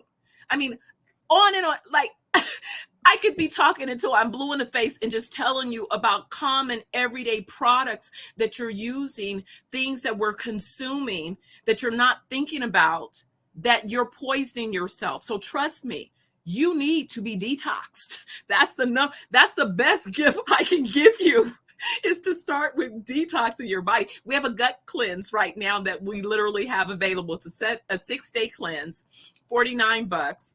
You take it, and that gets you started. Then when we get you for those 7 days, we can accelerate between our cleanses. I say our tonics, our tinctures, and our touch is how we kind of get you rebalanced, and then get some good nutrients into your body so that you start feeling amazing again. And then you're able to rebalance so that you can move forward in your healthier self. Oh, this is a really great and timely conversation. You have this concept. So I've heard of SaaS, software as a service, and now you have a new one. I guess it's WAS, wellness as a service or solution. So how does it guide? What is your approach for wellness as a service and solution? And tell us a little bit more about this concept. And so thank you. So it really is that's the techie in me. So again, I'm probably telling my age again, is that I was a closet techie too. And so I used to, I learned about building computers when I was about 15, but decided that I didn't want to be the one building the computers. I wanted to be able to apply technologies into businesses. So I've always been a closet techie, looking at where technology makes sense in a business. And so what I realized is that a couple things. for people to adopt alternative wellness treatments, is they have to be presented and delivered in a similar system to how the sick care system has been structured and delivered, because that's what they've been oriented to know. So they know that they go to they pay for sick care insurance, and then they go to sick care and they buy sick care drugs to continue that system. So I had to create a new system on wellness to replace the sick care system, but I have to meet people where they are. So the system has to be organized with certain set of protocols that are familiar to them. So an assessment that documents the status. So that's all of those x-rays and, tests and all those things. We can get an assessment of how your body is doing without running 100 tests. We get one assessment that'll give us a full view of your organs that you can see. And then with that view of your organs, now we can tell you, here are the things that we believe we want to do to help those organs begin to heal themselves. So let's document that journey. So what we do is we have a technology that's going to allow us to capture not only your medical history that you want us to be familiar with when you come, but also the protocols. What is it that we're recommending for you? Capturing all of those protocols so that we can monitor the progress and the outcomes. Because again, something that you may begin with to detox your body today is not going to be the protocol that you may need in 60 to 90 days. Once we've got you detoxed, now we want you to go to another protocol that's going to help you with whatever your personal goals are. So I mentioned that I reduced the weight and I reduced the toxins out of my system. But then I wanted to regain natural weight, healthy muscle. And at my age, it becomes more challenging to develop that muscle. So I have to be very deliberate about what protein I'm using, how much protein, when I'm consuming that protein. Again, so that I can then couple that with my physical efforts to then begin to develop those muscles. So we're codifying those physical treatments as well. And then lastly, the herbal remedies. Again, a lot of times why people don't take herbal remedies is they don't know how to dose them. I'm codifying how we dose herbs so that you'll be able, just like the sick care folks, to formulate. We'll know if you have this ailment, our AI activated system will go boom, boom, boom, boom, boom, boom, boom, boom, boom. And then based upon your particular allergies, sensitivities, then this is the formula for Dr. Sade to have to address her particular concern. And then let's validate that that really was the right formula, because you're giving us real-time feedback. Okay, yes, I am feeling better. Oh, yes, I did see this. Or no, that kind of didn't land. Let's figure out what's going on so that we can tweak it so that you can get the ultimate outcome. I love it. I love the incorporation of AI into wellness and how you're creating custom remedies for people using natural sources. And speaking of remedies and ways of being, let's talk a little bit more about food and how food plays a major role. And you talked about some of this, the medicines and even some of the food poisoning us. How does food play a role in your wellness protocols? And how does your farming initiative support these efforts?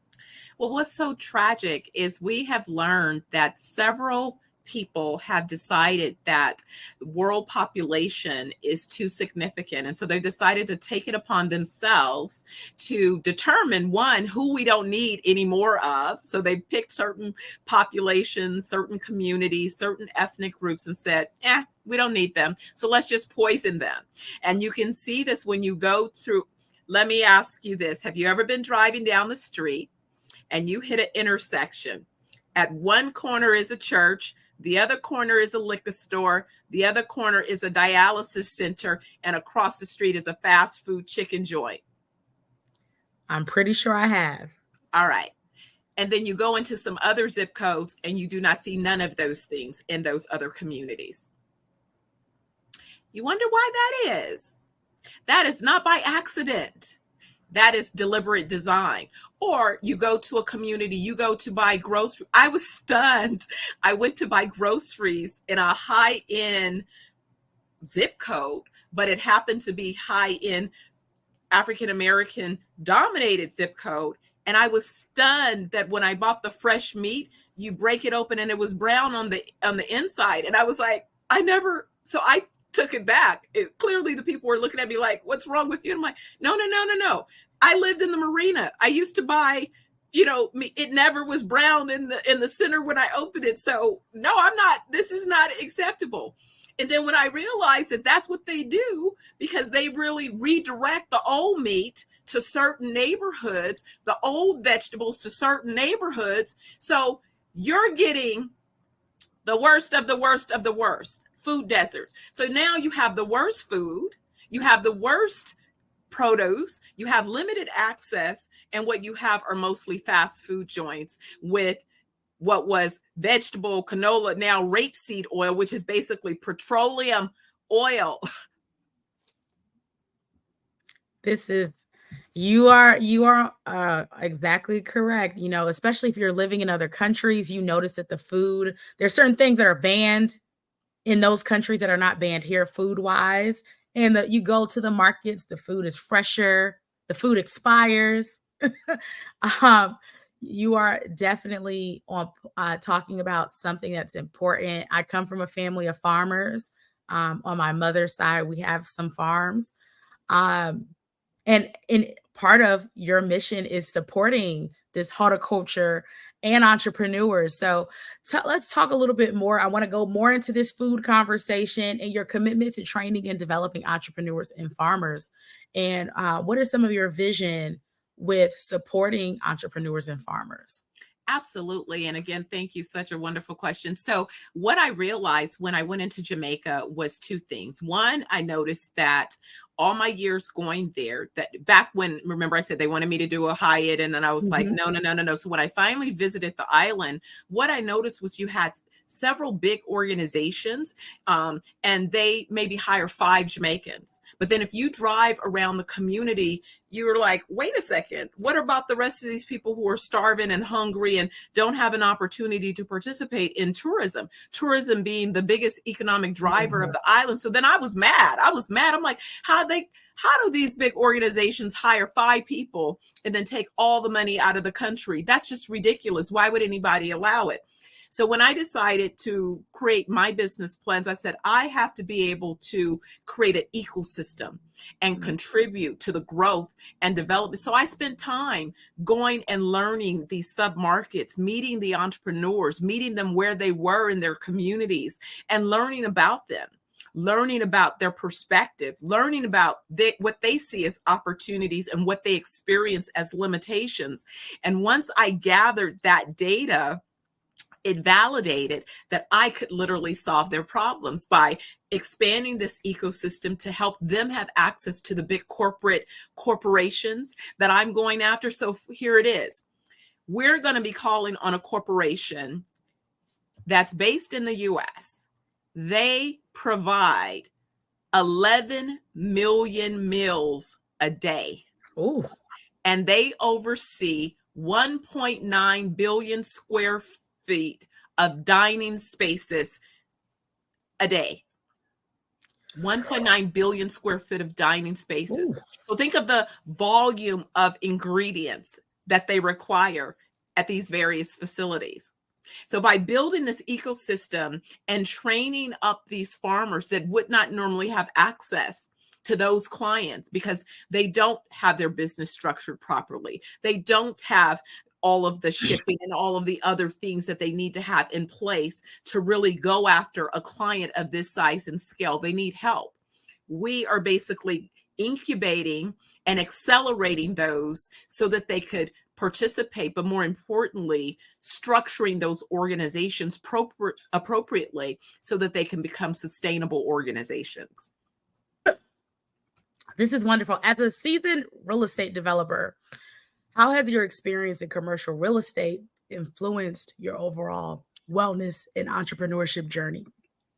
It was the perfect thing. It was risky for me to transition out of advertising and marketing communications because that's what I knew, and I was, pretty brilliant as a strategist. But I thought if I became a real estate developer, if I gained the technical expertise, I thought I might be good at it. And I'm so glad. It was risky, changing my career, but I'm so grateful that I did, because I've spent now the last almost 28 years of my career in real estate development, and I absolutely love it. It requires that you have an awareness of not only local markets, but you need to understand everything. You need to understand what's happening in a local community, where the land is that you might be considering for development. You need to understand what's causing that economy to thrive. Who are the people? What are those people doing? Are they working, living, playing in that particular area? What is it that they're going to be doing? What are their needs going to be? So when you think about what type of spaces you should create, what are those built spaces going to require to sustain these particular economies? And so that's where you notice when you go into communities and you see urban areas that were developed, downtown centers, that they go through a transition period where they become aged and those buildings are obsolete. People start building out in the suburbs, Then suddenly somebody says, all right, we built out so far. Now we need to go back and rebuild, redevelop those urban. That's the beauty of what development is really all about, is it's building new spaces, but it's also redeveloping, reimagining older spaces.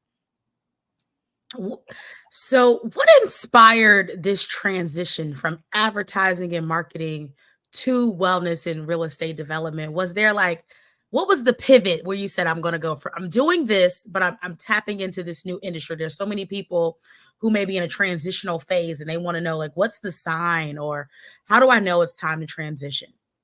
For me, it was a little bit of heartbreak. Unfortunately, after my 30th birthday, my mom had a brain aneurysm. She took a nap and died. And so she was really my introduction to wellness. And what I noticed was, as much as she wanted me to not have chronic conditions by helping me learn about eating, she was the one that introduced me to Back to Eden when I was 9. That really was a pivotal point. We had just bought our home, and, she was going to learn to cook, and she was going to be teaching me how to cook. But what I realized at her passing was how stress can still take you out. So you could try to eat your best, but if you let life stressors, and I was on that path. I just shared with you, my brain was being poisoned by cortisol, right? So that was kind of something that I didn't know. But it was really, I realized that she was the one that knew real estate. She had started learning commercial real estate when she was 19, the year after I was born. She transitioned from commercial into residential. That's how we bought our house. But she wanted to get back into real estate. I was proven to be successful in business, so I was going to have her be the real estate arm. And when she died, I had kind of started building my own portfolio, and I found myself in a business where I made a transaction that caused me to lose the first 2 properties that I invested in. And I realized that now I needed to learn real estate for myself, because I wasn't going to have my mom. And so this whole vision around, all right, we're going to go for it. We're going to be even bigger and better than she imagined. And it was while I was still in advertising, I read the book by the late Reginald Lewis, Why Should White Guys Have All the Fun? And that was when I said, I'm found. That is me. I see myself looking at real estate, being able to come up with not only the real estate, but the use of the real estate. So kind of having both of those elements, because I had the strategy in the business, not just the real estate. What do you do with that real estate to make it have a value? Right. And so I said, I think I've got this. And it's been the best. It was scary. I remember, I'll tell you, I went to USC for a program on real estate finance and development. And it was like taking their master's program on steroid. We had to live on campus for 2 weeks. We were fully immersed. It was everything. When I came out of that program, I decided to take a job because I had a toddler. And instead of launching another business, I had just come out of having a business, 8 offices, 400 employees, and operating at a level where I didn't even know where I would wake up half the time. So I was like, I'm happy to not have to make payroll. Just give me a executive deal. Let me be able to go home at night. Let me take care of my kids. So that was the decision that great decision for me at that time. But what I got to see is being in an organization where we were very well financed.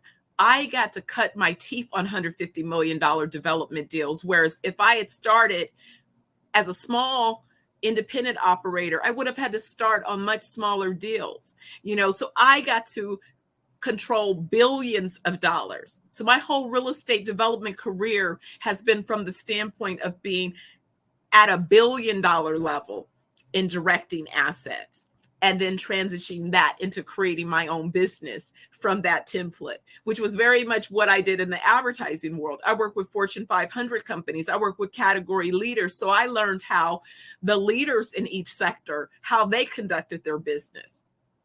I learned how to be a winner.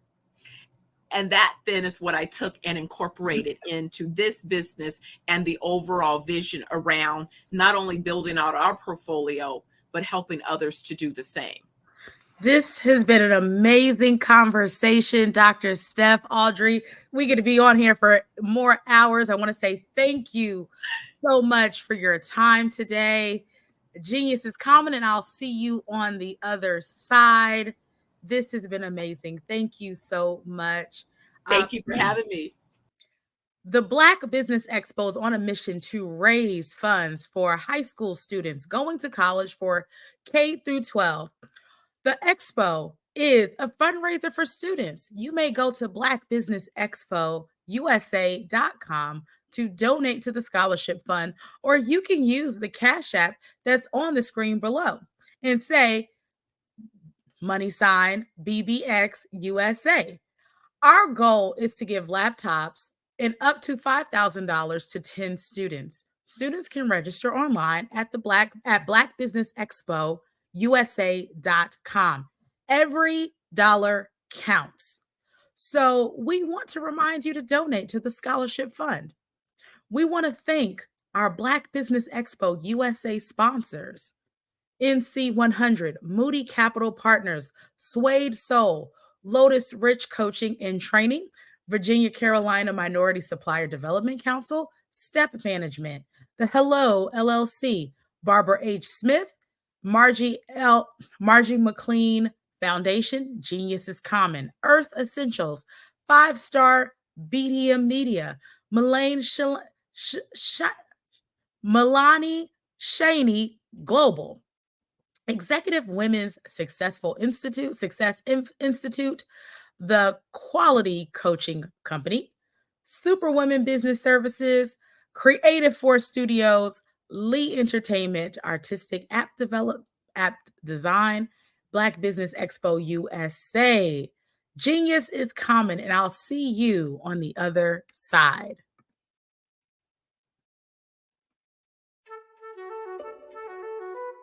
This is Dr. Arnold T. Petsworth. He's the owner of Petsworth Vet World, a veterinary clinic in Hopton, Connecticut. His patients include dog, cat, frog, fish, Goldie, dog, and this alpaca. Due to doctor-patient confidentiality, we can't tell you their names. Business at Vet World was steady, and then quarantine hit. Neighbors brought new four-legged friends into their homes. Bunnies. Bunnies everywhere. Dr. Petsworth welcomed these new patients with open arms. The only problem? There were more appointments than he could manage. That's when Dr. Petsworth turned to his American Express business card, which offers spending potential that's built for his changing business needs. He decided to hire a new assistant, Julio, and with spending power built for business purchases, he used his card to furnish a new exam room. Together, Dr. Petsworth, Julio, and American Express Business made sure all the pets of Hopton got the love and care they deserve. And everyone was happy. Get the card built for business by American Express.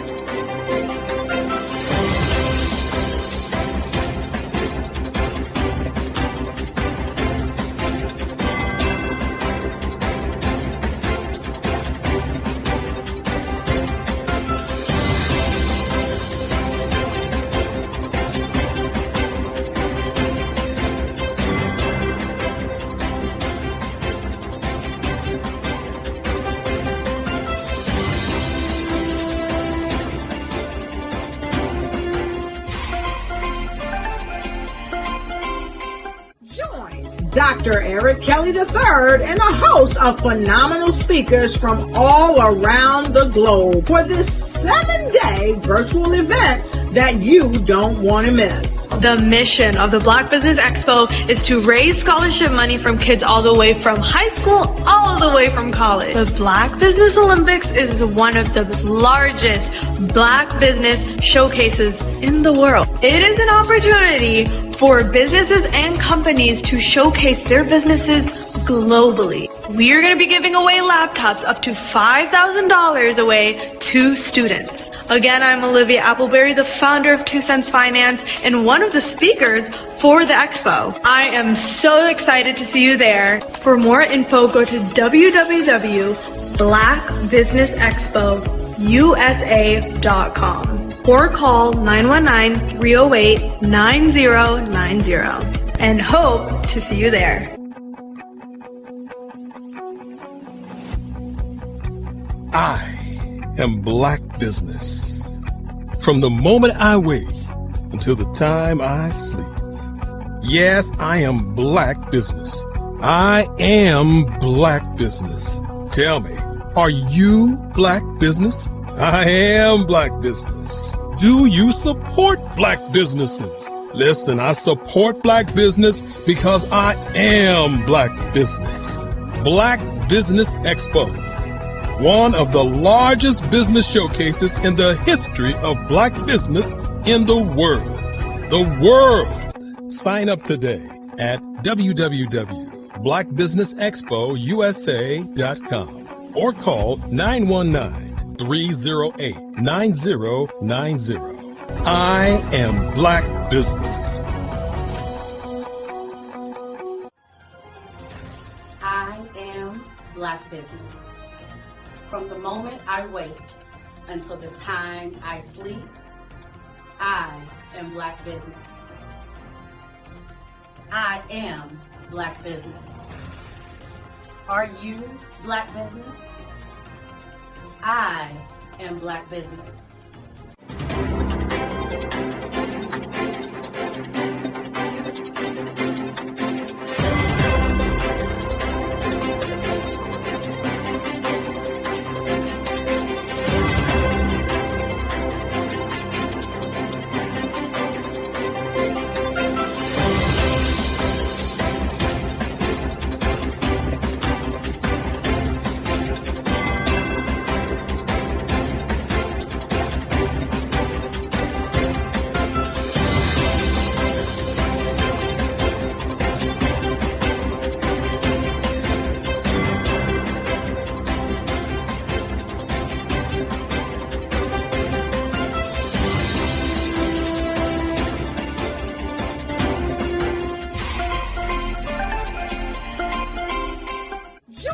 Dr. Eric Kelly III and a host of phenomenal speakers from all around the globe for this 7-day virtual event that you don't want to miss.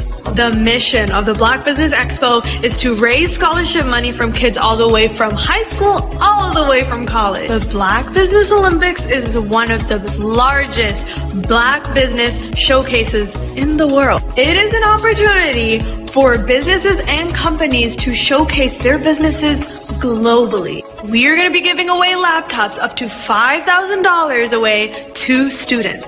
Again, I'm Olivia Appleberry, the founder of 2 Cents Finance and one of the speakers for the expo. I am so excited to see you there. For more info, go to www.blackbusinessexpousa.com or call 919-308-9090 and hope to see you there. I am Black Business. From the moment I wake until the time I sleep. Yes, I am Black Business. I am Black Business. Tell me, are you Black Business? I am Black Business. Do you support Black businesses? Listen, I support Black business because I am Black Business. Black Business Expo, one of the largest business showcases in the history of Black business in the world. the world. Sign up today at www.blackbusinessexpousa.com or call 919-308-9090. I am Black Business. I am Black Business. From the moment I wake until the time I sleep, I am Black Business. I am Black Business. Are you Black Business? I am Black Business. Do you support Black businesses? I support Black business because I am Black Business. Black Business Expo, one of the largest business showcases in the history of Black America in North Carolina. Join Dr. Eric Kelly III and a host of phenomenal speakers from all around the globe for this 7-day virtual event that you don't want to miss. The mission of the Black Business Expo is to raise scholarship money from kids all the way from high school all the way from college. The Black Business Olympics is one of the largest Black business showcases in the world. It is an opportunity for businesses and companies to showcase their businesses globally. We are going to be giving away laptops up to $5,000 away to students. Again, I'm Olivia Appleberry, the founder of 2 Cents Finance and one of the speakers for the expo. I am so excited to see you there. For more info, go to www.blackbusinessexpousa.com or call 919-308-9090 and hope to see you there. I am Black Business. From the moment I wake until the time I sleep. Yes, I am Black Business. I am Black Business. Tell me, are you Black Business? I am Black Business. Do you support Black businesses? Listen, I support Black business because I am Black Business. Black Business Expo, one of the largest business showcases in the history of Black business in the world.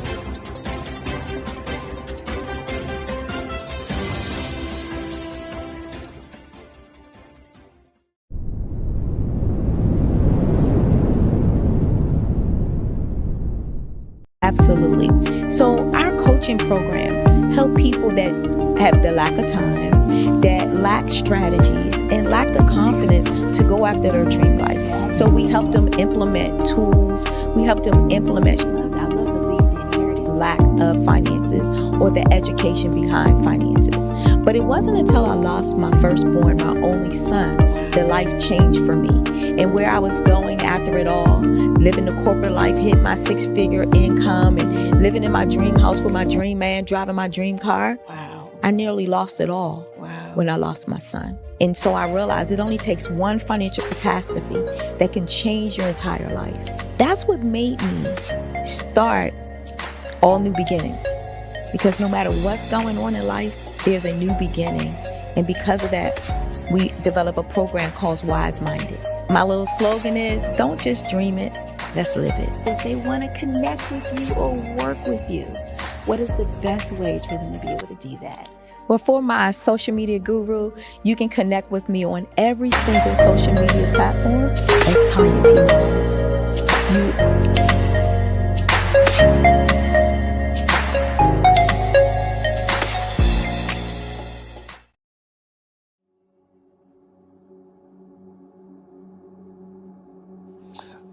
I was born and raised in southeastern West Virginia, the coal fields. My father was an AME minister. For me, I was very fortunate. Even though I grew up in the segregated South, I was surrounded by flourishing Black businesses. Doctors, lawyers, bankers, dentists. They were all there and they were all successful. And I guess that's part of my dream, is to see that success come back. My name is Joseph Simmons, and I am the founder of the Center for Micro Entrepreneurial Training. We had this moment in time where we can change the trajectory of people. And our focus is on women, Black and brown entrepreneurs, and their access to capital, their ability to build thriving businesses, the ability to employ people. There's a study that showed that in those three communities, especially Black and brown communities, $1 stays in those communities for 30 minutes. In white community, $1 stays in their communities for 8 hours. So think about it. For you in a Black or brown community to get gas, to get food, to go to a restaurant, you've got to leave your community, take those dollars out of that community and take it to another community that's already being well served. So if we can reverse that, if we can go from 30 minutes to an hour to 2 hours, that's progress. That's what we need to do. I was with SCORE, and then in May of 2020, of course, the events happened in regards to the murder of George Floyd. The other thing that I was experiencing was the denials of federal funds for small businesses. And it revolved around one thing. These businesses were not being prepared for grants and for government programs. And I came up with the idea for the Center for Micro-Entrepreneurial based off those two things. Morgan Stanley had a report out in 2020, first quarter, and it talked about there were 3 groups that were massively devastated by COVID-19 on their business. That was 1, women, number 2, Black, and number 3, brown entrepreneurs. The research showed that they had less cash on hand, they had less opportunity to go into a bank and get money, and they were very dependent on family and friends to keep their business up and running. If we can focus on those 3 groups, then we can have a dramatic impact on our communities. Really, the focus is on 3 areas. And those 3 areas are 1, the people, number 2, the courses, and number 3, a support network. Here at CMAT, we will provide you with the fundamentals for generational success. And you will be creating a vibrant community by attending our 5-day immersive training course.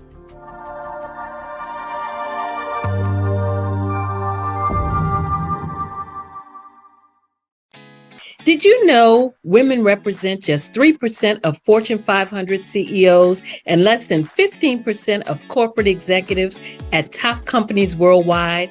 Have you wondered what the secrets are to getting into the top ranks, whether in the private or public sector? Do you want to figure out how to stop being held back in your career or passed over for promotion? Then you're in the right place. Hi, I'm Dr. Madeline Ann Lewis, President and CEO of the Executive Women's Success Institute. I have decades of experience in the military, the federal government, and corporate America. And my mission is to help women succeed and tap into their full potential. I want to reach 1 million+ women around the world to become the leaders they are meant to be. So if you want to move into a management or executive level position, or maybe you are a female veteran transitioning out of the military into business entrepreneurship, then reach out to the Executive Women's Success Institute at 301-693-3284. Let us get you on the fast track to success.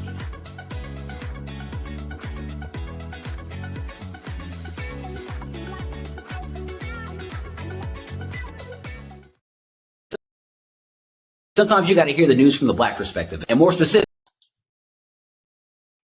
Hi, I'm Barbara Smith.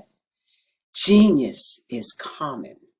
My genius is executive coaching and professional corporate training. As the master executive coach and corporate training ambassador for the Genius is Common movement, I help business owners craft their stories in such a way that you know exactly what they do, what they have, and what they bring to the table. Many times as business owners, we are asked, so what do you do for a living? And we could be crushing in our businesses, but we're not quite sure exactly what to say in a short amount of time. Well, I help you take those stories that are the reason why you're in business and why you're so passionate about your business and craft them in such a way that people are drawn to you. as opposed to being repelled by you. Because every conversation, every time you talk to someone about your business, you are excited about it. But are you really conveying what you do, what you have, and what you bring to the table? And do really people understand why you care so much and why they should care that you have the solution to their problem? Well, I'm here to help you with that.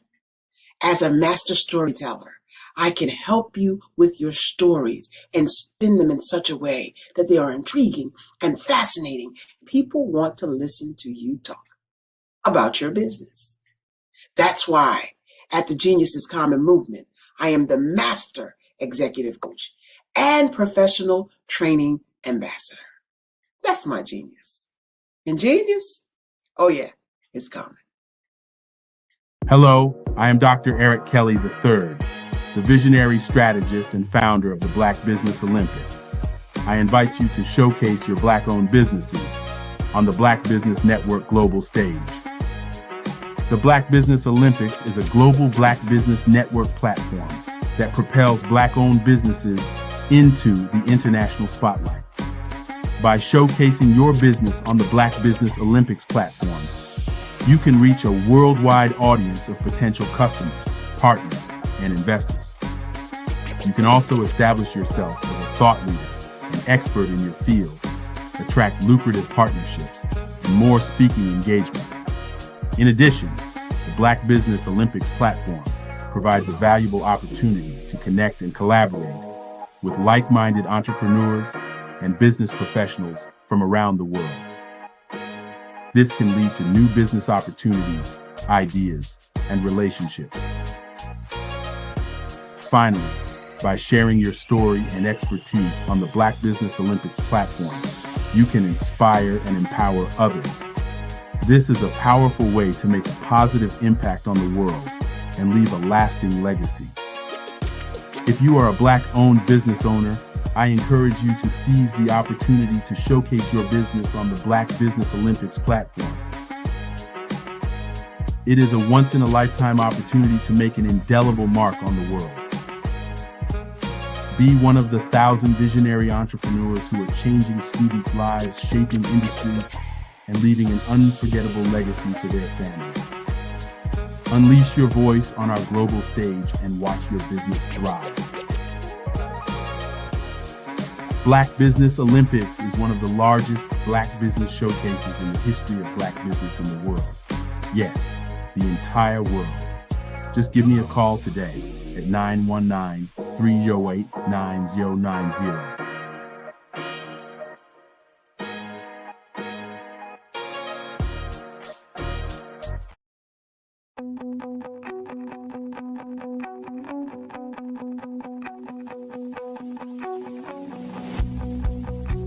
I am Black Business. From the moment I wake until the time I sleep. Yes, I am Black Business. I am Black Business. Tell me, are you Black Business? I am Black Business. Do you support Black businesses? Listen, I support Black business because I am Black Business. Black Business Expo, one of the largest business showcases in the history of Black business in the world. The world! Sign up today at www.blackbusinessexpousa.com or call 919-308-9090. I am Black Business.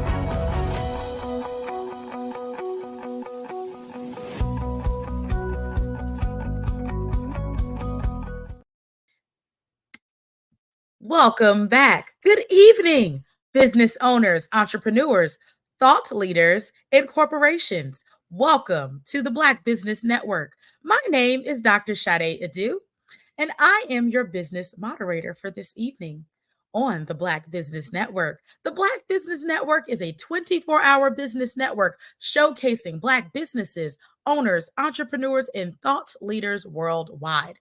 We have speakers from North Carolina, London, Singapore, Africa, Japan, and cities all over the United States. The Black Business Network is a global community sharing its knowledge to empower, inspire, and educate businesses about business. Our first speaker is Michelle Hayward. Michelle Hayward, recognized as a distinguished LinkedIn top voice in 2024, is an avid user and evangelist of the platform. With a passion for connecting with industry leaders, building community, and sharing informative content, Michelle leverages LinkedIn as a powerful tool for networking, sales, and knowledge sharing. As the founder and CEO of Positive Hire, Michelle leads a tech company dedicated to empowering Black, Latinx, and Indigenous women in STEM to excel in management positions. Positive Hire's innovative software facilitates the recruitment and retention of diverse STEM talent, fostering inclusive workplaces where every individual feels valued and empowered to thrive. Welcome to the Black Business Network, Michelle Hayward. Hi, Dr. Sade. It's great to see you today. Welcome. Remember, genius is common, and I'll see you on the other side.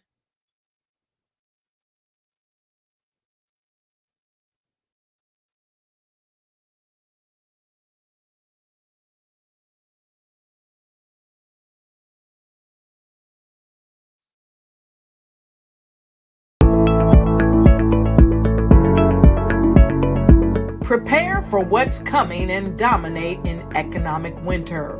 Stand strong and thrive by showcasing your great products and services globally through the Black Business Network and Black Business Olympics. The Black Business Network has showcased over 2,000 companies with over $7 billion in sales each year. Over 10 million attendees have viewed the rebroadcast each month. Through the Black Business Olympics, unique styles of business training and mentoring are turning students into business owners and entrepreneurial warriors who will dominate in any economy. Gain the ultimate advantage of the Black Business Olympics, 7 days of unbelievable topics and speakers speaking around the globe. Donate your time and experience to provide expertise and scholarships to students worldwide and change the world. Now, more than ever, new insights, tools, strategies, and capabilities are needed. This is your chance for a major presentation to the world. Fill out the form and join the more than 2,000 speakers who have presented to over 200 countries. Join the Black Business Network streaming live into the metaverse, STEM City, Black Multiverse Enterprises, Hulu, Amazon, YouTube, iHeartRadio, Apple, Facebook, LinkedIn, Pod TV, IBM TV, Spotify, and Google Podcasts. Sign up today. Spaces are limited, and we will see you there.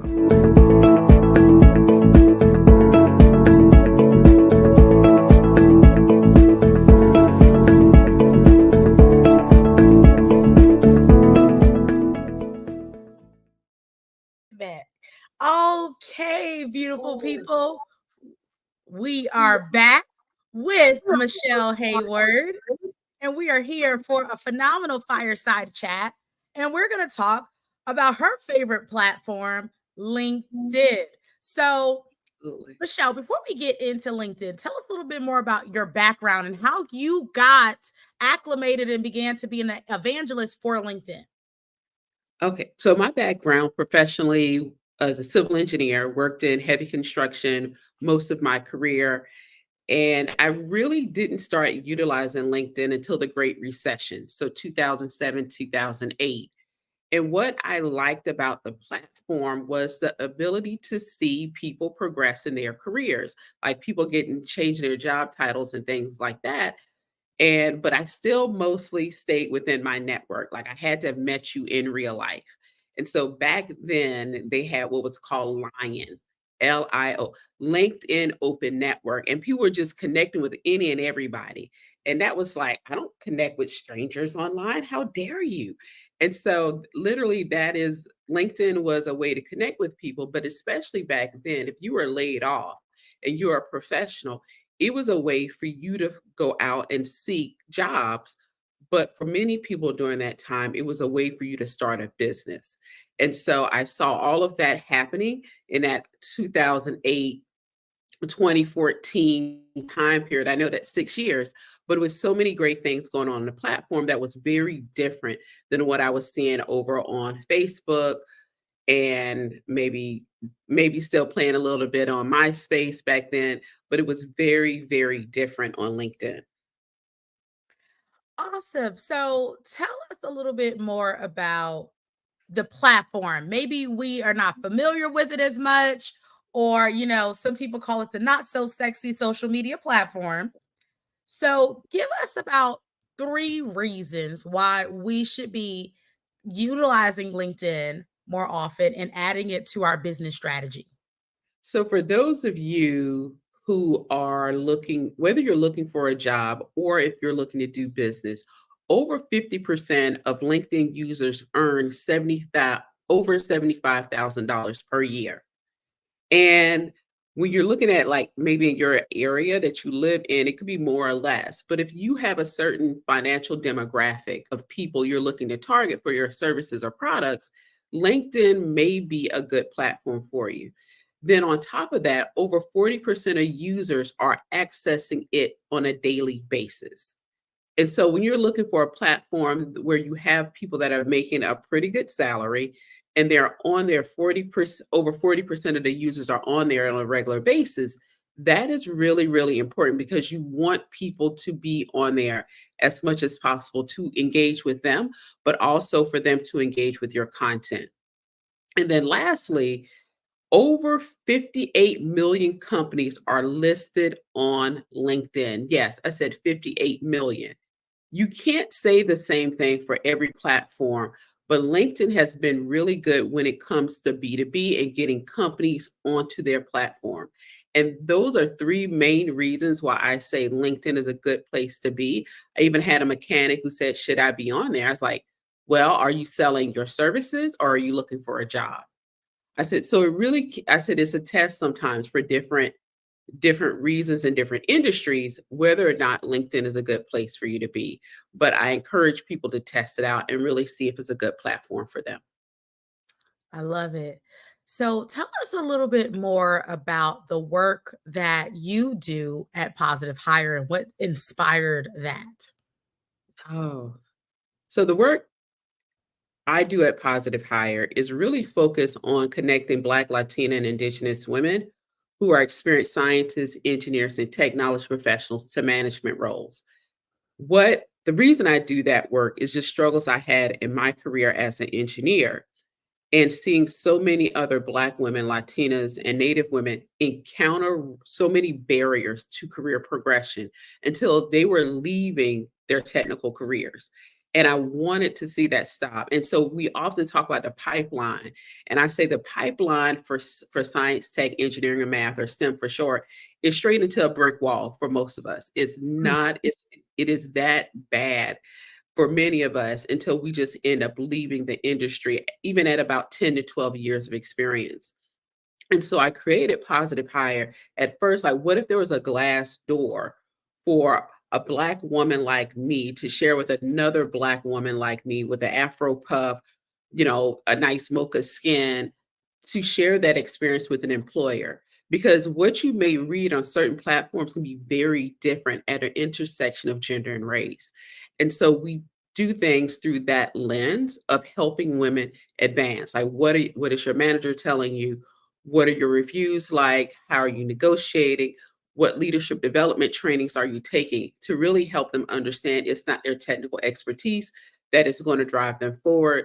It is a whole other set of skills that they have yet to develop in order to move them up into leadership roles. This is awesome. So you mentioned this proverbial brick wall and turning that brick wall into a glass door.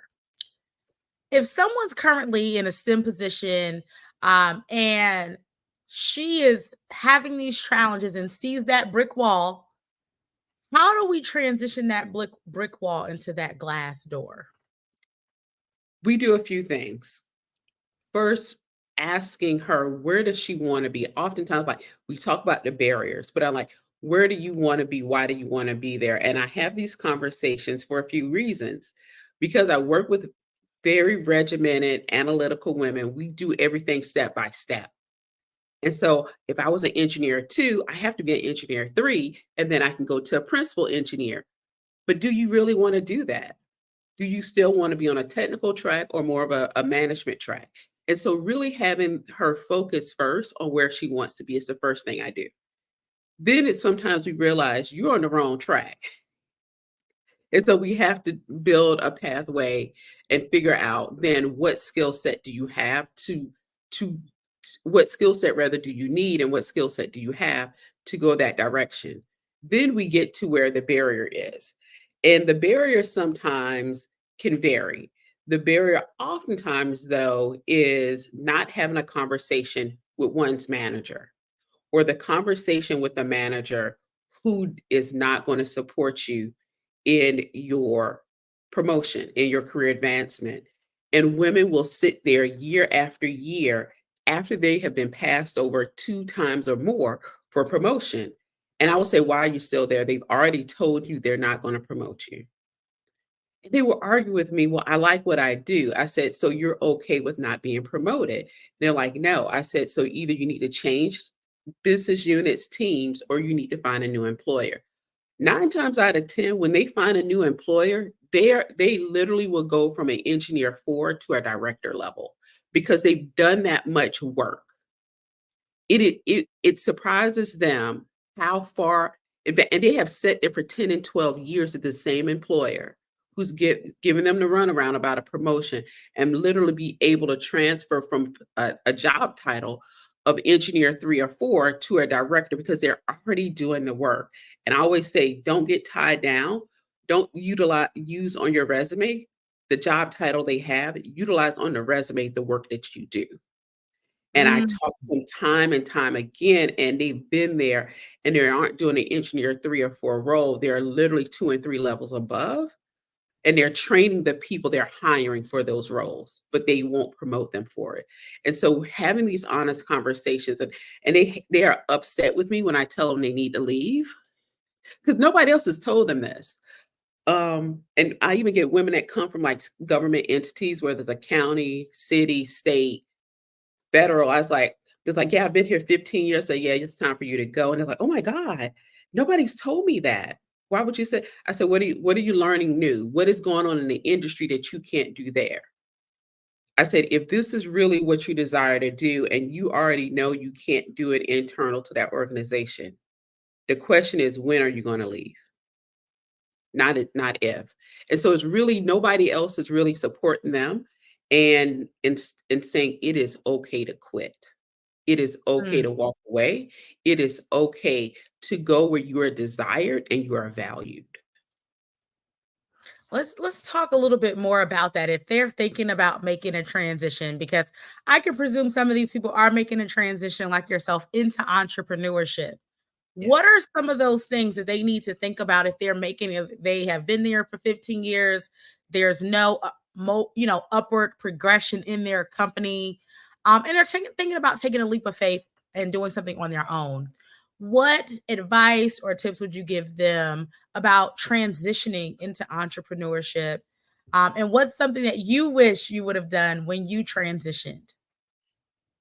What I would have what I wish I would have done more was understanding marketing and sales better. And I'd been a sales engineer and I hated it. But understanding as a new business owner, you are going to do sales 199% of the time. And that other 1% is either you're delivering the work to the client or you're marketing. But you literally sell. And it's like, oh my God, I don't want to do that. But let's talk about it. And I generally try to reframe it for them for what worked for me. Selling simply is solving a problem that somebody has.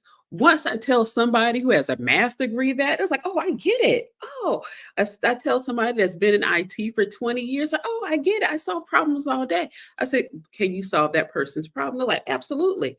Now convince them you can solve the problem, and just teaching them how to convince people through a sales framework that they can do the work, that they can solve their problem.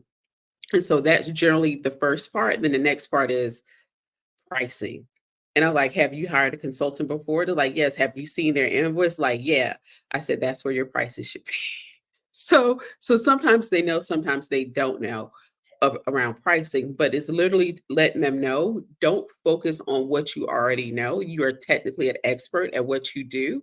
What we need to focus on is your marketing and sales. And that's where LinkedIn comes in, because they need to build up their brand and their branding and their marketing, their sales pipeline. And oftentimes I just utilize LinkedIn because it's very often in this space of technical experts. It's a great place to start seeding and getting your early clients. Perfect, because I was going to segue back into our conversation about LinkedIn. You gave us a little bit of a hint, but we want more details. Give us more of the nuggets. If we're starting our LinkedIn platform, we've transitioned from our career, and we or maybe we've used LinkedIn before in a professional sense in our career and corporate, and now we're transitioning to use LinkedIn for business. What are the things that you would recommend that we do? Like, give us a little bit of a master class on how to get our profile set up, what we need to be thinking about, and then we can transition and talk about that sales pipeline, what we need to be doing to monetize LinkedIn. I love this question. So she said LinkedIn profile. I think she's been paying attention after all of these years. So when we look at your LinkedIn profile, there are really 5 core areas you want to focus on. So you're going to stop at the very top, which is your banner, your headshot, which is now on the left-hand side of your profile. Yes, they do move it around. It's been in the middle. It's been other places. Just trust me. Then it's your headline, which sits right below your profile picture, your about section, and then your experience section. Like, those are the 5 core areas you're going to focus on. A lot of people leave their banner blank. Even as a professional, you should be utilizing your banner to show your expertise. And what I mean by that, you can utilize 1 picture up to 3 pictures to tell a story about how you go from this problem, how you're working on a problem, and then the outcome you provide to your customers. And you can do that in three different pictures, and then you'll have your value prop and maybe a call to action, or CTA for short. And that could be sign up here, schedule a call, something like that that you can have on the banner. But you want to make sure it's crystal, it's clear, and it's succinct. Or you could just have one straight picture that covers the banner section of your LinkedIn profile. It has your value proposition on it, or your one-liner if you just want to go with your one-liner. They are not always the same. And then have a call to action as well. And so it just kind of varies on what works for you, how you like to tell stories. If you're a speaker, you're leadership and leadership development, it may be you on a stage, maybe you teaching a class to show what it looks like when you're with your ideal client. Then your profile picture should have a clean background. It should hopefully be about between right above your chest to the top of your head. And so people can have a clear view of your face and your eyes, maybe, because that's how we build trust, is being able to look at people in the face. And people like, that seems weird. I was like, it does, but still human to human, even on a digital platform, matters. Then our headline is third. Our headline, again, is about who we serve, how do we serve them, and what outcomes do we provide them with. And so, like for you, Dr. Adu, I help women entrepreneurs build digital businesses through my online course champions product, right? And so it shares how you help them build out their revenue or plan out a digital course. And so you can share that in your headline. We used to have a hack back in the day. If you had iOS, you get a longer headline than those on Android, but that went away. So now we're on even feel now. But it is really, really important that we utilize the platform to get your headline and succinctly say who you serve. And so like, oh, well, I serve everybody. Nobody will believe you, right? And so really be very strategic, even if it's by region. I help those in Southern California. I help Texans in North Texas. Be very succinct with who you serve and how you serve them in your headline. So that's the third thing. The about section is a great way to tell your story leading into your services with a call to action. And what I generally try to do, because people can only see the first 3 lines of your about section. And so you want to make sure it catches their attention. And one of the things one of my clients has is a brewery made her a chemical engineer. And people are like, hold up. How does that work? What do you mean a brewery made you a chemical engineer?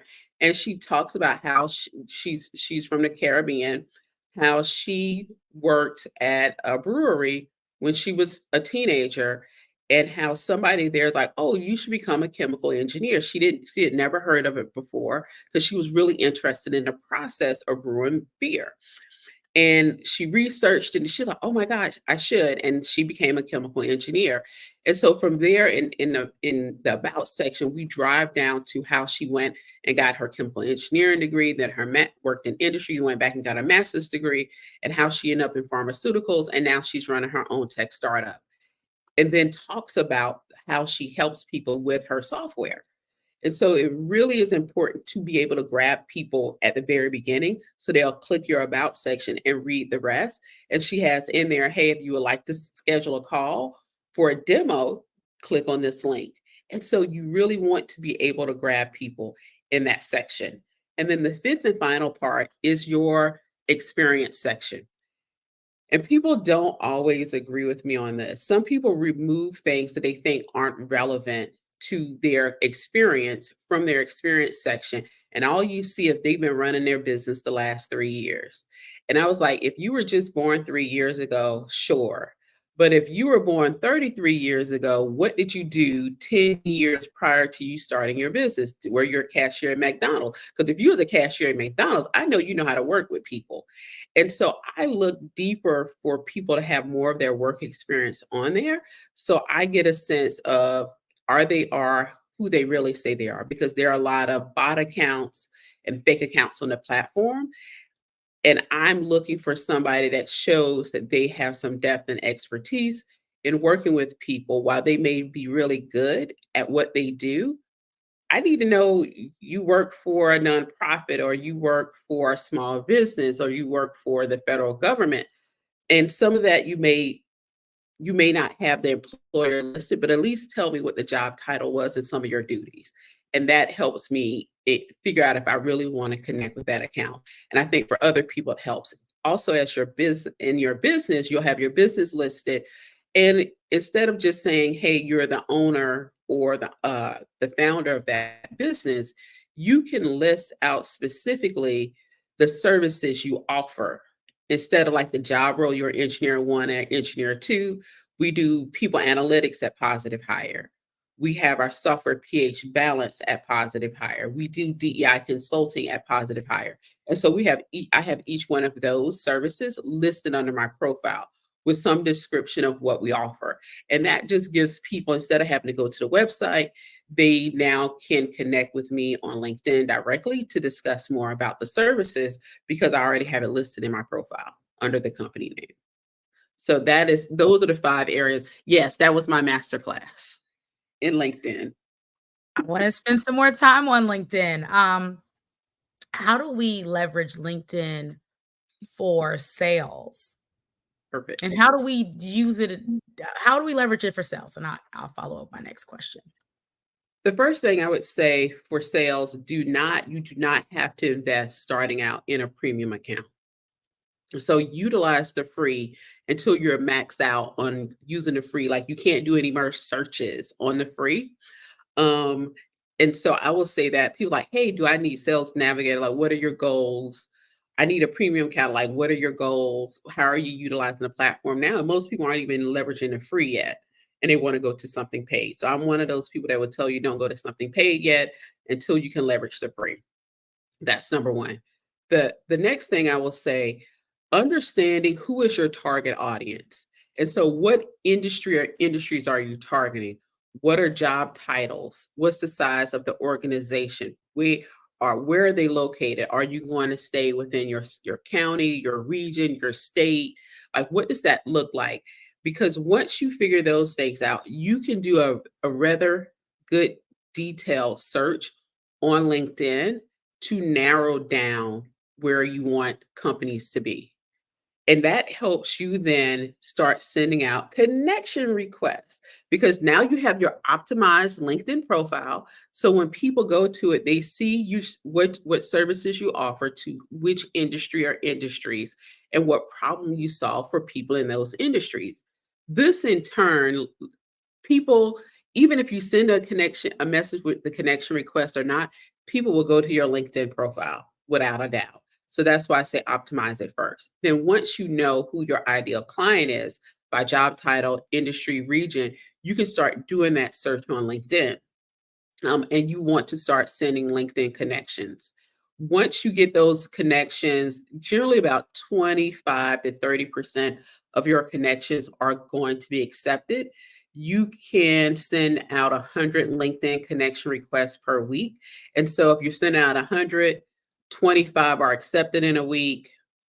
That gives you 25 leads that have accepted it that week. The next week, you may get some of those from the previous week, but let's say you're only getting 25 a week. So in a month, you have 100 people that have connected with you. And so from there, you're going to run your cadence of messaging people. And so that could be, oh, it's great to connect with you. I saw that you're a civil engineer like me, or you work in a certain industry. I just tie in something personable or that both of us have in common in that first message. And so it's nothing salesy or anything like that.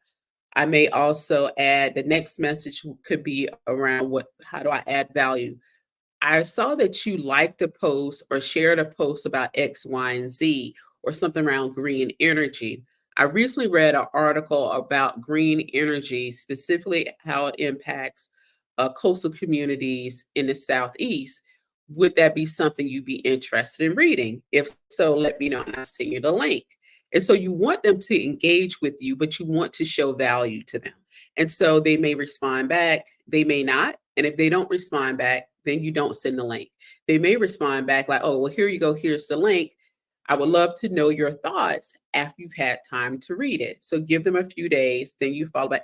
Hey, I just want to see if you read the article and I'd love to hear your thoughts and see if you can get them on the phone or a Zoom call or something to discuss it. So it's different ways you can engage with them. I often will invite people to one of my virtual executive roundtables or to a podcast interview or live stream interview on LinkedIn. And that is a way that I build relationships in order to do sales. And I know I talked through a whole lot of things of how, but just keeping succinctly on LinkedIn, that is one way to do it, is going from virtual and you keeping everything sort of on the virtual space. But the last thing I will say, if you can flip the virtual to in person. And so what I've been doing has also been reaching out to people like, hey, I'm going to be in DC, or I'm going to be at the National Society of Black Engineers Convention. Will you be there, somebody from your company? I would love to, if I can't connect with you, I'd love to connect with somebody at your organization. And people, 99% of the people responded back when I said something about attending conferences, that they will be there, they won't be there. And I literally met with about 10 people at the National Society of Black Engineers Conference that I had been DMing for months on LinkedIn. And that has converted very well for business purposes. So think about it may not be a 30-day sale. It may be more like a 6 to 9 month progression. B2B can move slower and depends on buying cycle always for the industry.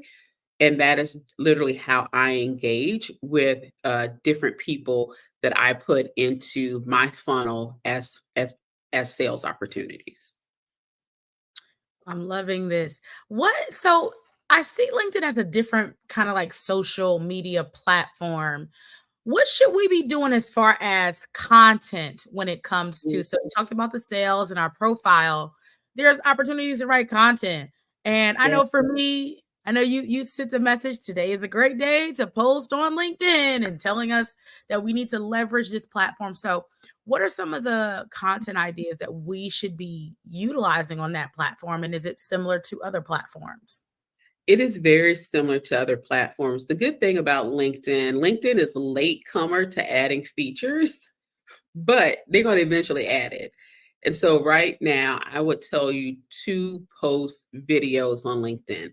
LinkedIn is beta testing videos right now, and they want them to be portrait and not landscape. So if you have TikToks or Reels that you've done before, repurpose them over on LinkedIn right now. I will tell you to post at least twice a week, minimally on LinkedIn. The reach is not as good as it used to be, but it's way better than Facebook and Instagram. I'll tell you that much. Also, when it comes to LinkedIn, it really depends on your audience on how they're going to engage with your content. If you have a visual brand, right? So you're a photography, you do home decor, things like that. People generally love to see a picture, but you still have to do a how to prepare for a photo shoot, how to prepare or select the different types of pillows you want on a sofa. And so you can still you want to do some how to or some training inside of the written part of your content. So LinkedIn is really good with the different types of content. So you can do written, you can do PDFs, which do really well. If you have lead magnets, upload them as PDFs into your posts. People like, hey, but I don't get the email. I like, you wouldn't get an email anyway. You're not driving enough traffic to your website. So utilize the platform right now to at least have your branded information and say schedule a call as a clickable link on your PDF for people to download it. So we have PDFs. We also have, you can do polls on LinkedIn posts. You can also do PNG files or graphics on posts. So they have different types of posts. One, I think that is very underutilized right now is still LinkedIn Lives and LinkedIn audio events. Audio events get a lot of reach for audiences. LinkedIn Lives don't do as well, but the content is still there. But audio events do really well too. And then the third thing I would say, which really comes together for LinkedIn audio events and LinkedIn Lives, is you have to create a LinkedIn event in order to do LinkedIn Lives and LinkedIn audio rooms.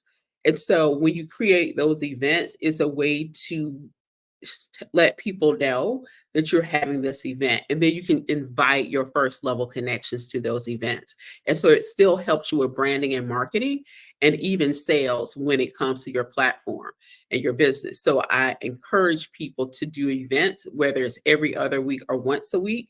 I think once a month you lose that audience, but if you can stick to a show time, right, you can get more people there on a regular basis to grow your email list as well as to grow your audience to sell to. That is where I would start. There are other things. We have LinkedIn posts for blogs. We also have LinkedIn newsletters, which are still really popular and doing really well to grow your following.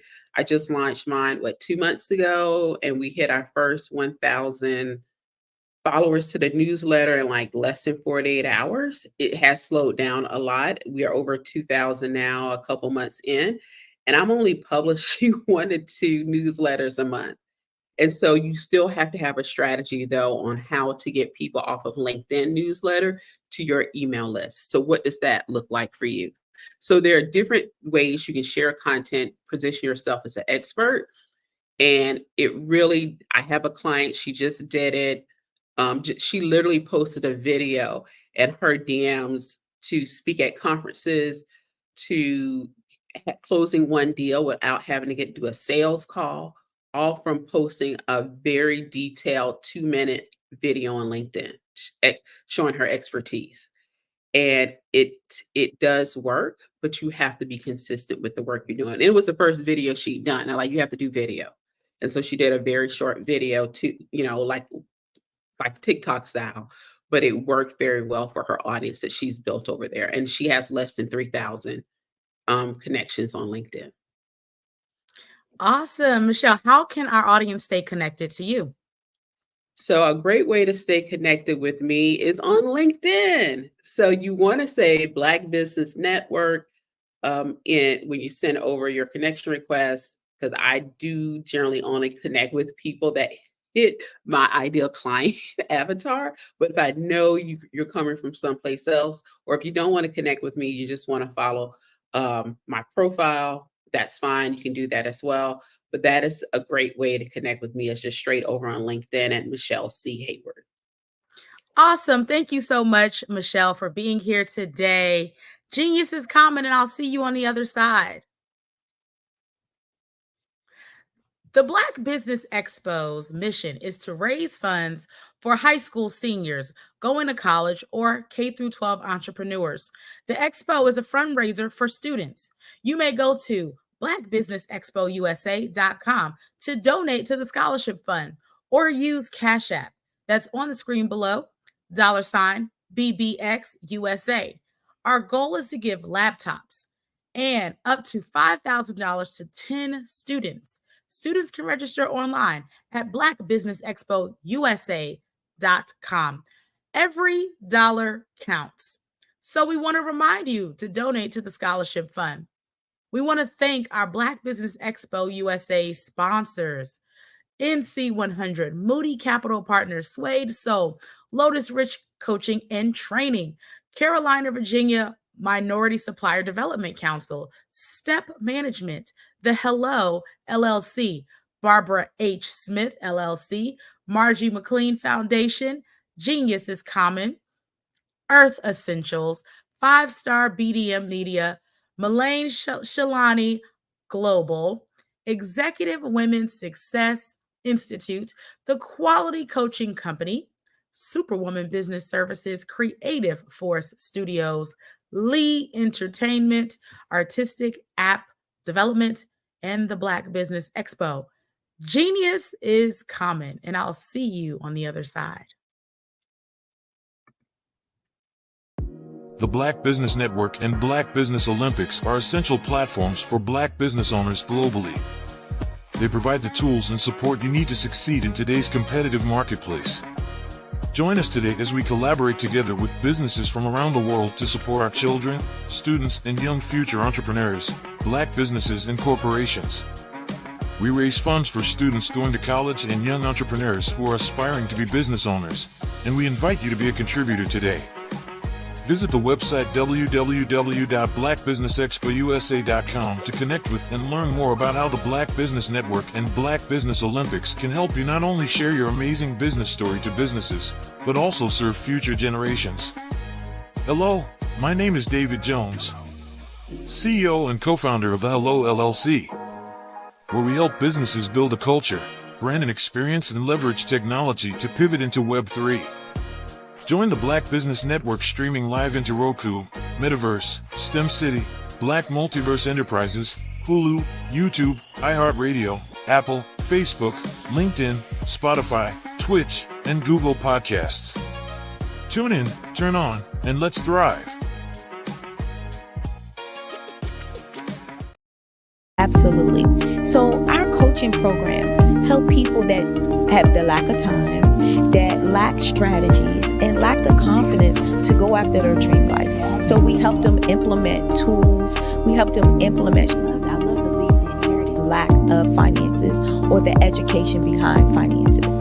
But it wasn't until I lost my firstborn, my only son, that life changed for me. And where I was going after it all, living the corporate life, hitting my 6-figure income, and living in my dream house with my dream man, driving my dream car. Wow. I nearly lost it all when I lost my son. And so I realized it only takes one financial catastrophe that can change your entire life. That's what made me start All New Beginnings. Because no matter what's going on in life, there's a new beginning. And because of that, we develop a program called Wise Minded. My little slogan is, don't just dream it, let's live it. If they want to connect with you or work with you, what is the best ways for them to be able to do that? Well, for my social media guru, you can connect with me on every single social media platform as Tanya T. Wallace.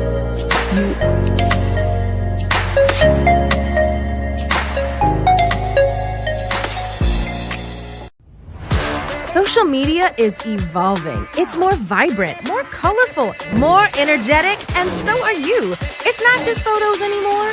It's video, it's audio, it's subscriptions. And now there's Fanbase, a new monetized social network. Fanbase delivers the complete native app experience with full content monetization for every user. No algorithms that shadow ban your engagement or growth, and no ads. Follow anyone for free and subscribe directly to your favorite creators for $4.99 a month. Plus, show some love by tipping on any post. Also, make a Fanbase page and monetize your content the same way. Finally, connect with your followers by posting the amazing content you already create. And now, get paid for it. It's time to energize and monetize, because everyone's a fan of something and everyone has a fan base.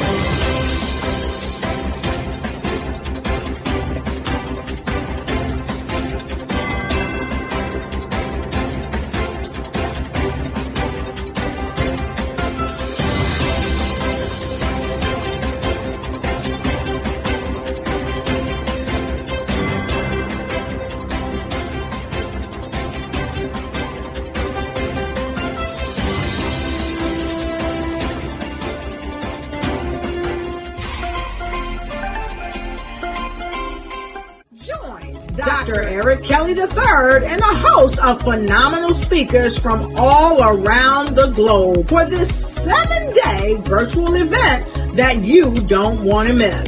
The mission of the Black Business Expo is to raise scholarship money from kids all the way from high school, all the way from college. The Black Business Olympics is one of the largest Black business showcases in the world. It is an opportunity for businesses and companies to showcase their businesses globally. We are going to be giving away laptops up to $5,000 away to students.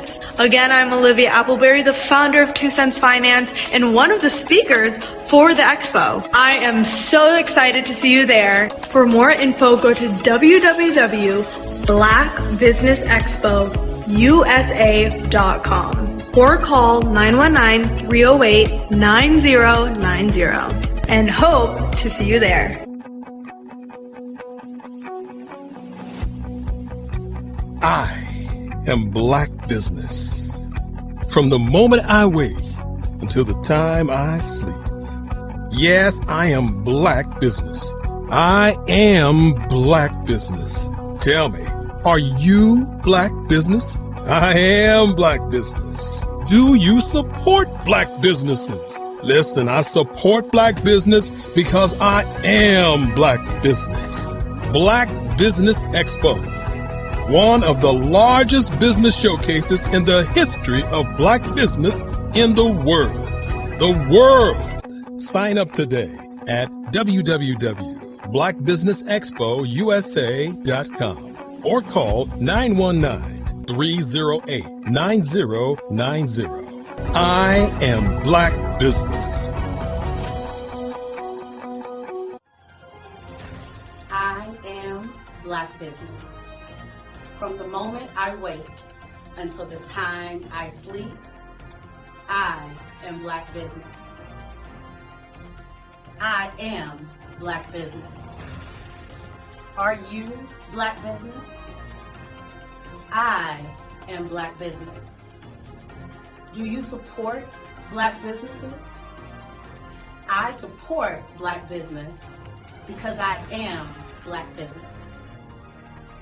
Black Business Expo, one of the largest business showcases in the history of Black America in North Carolina. Join Dr. Eric Kelly III and a host of phenomenal speakers from all around the globe for this 7-day virtual event that you don't want to miss. The mission of the Black Business Expo is to raise scholarship money from kids all the way from high school, all the way from college. The Black Business Olympics is one of the largest Black business showcases in the world. It is an opportunity for businesses and companies to showcase their businesses globally. We are going to be giving away laptops up to $5,000 away to students. Again, I'm Olivia Appleberry, the founder of 2 Cents Finance and one of the speakers for the expo. I am so excited to see you there. For more info, go to www.blackbusinessexpousa.com or call 919-308-9090 and hope to see you there. I am Black business. From the moment I wake until the time I sleep. Yes, I am Black business. I am Black business. Tell me, are you Black business? I am Black business. Do you support Black businesses? Listen, I support Black business because I am Black business. Black Business Expo, one of the largest business showcases in the history of Black business in the world.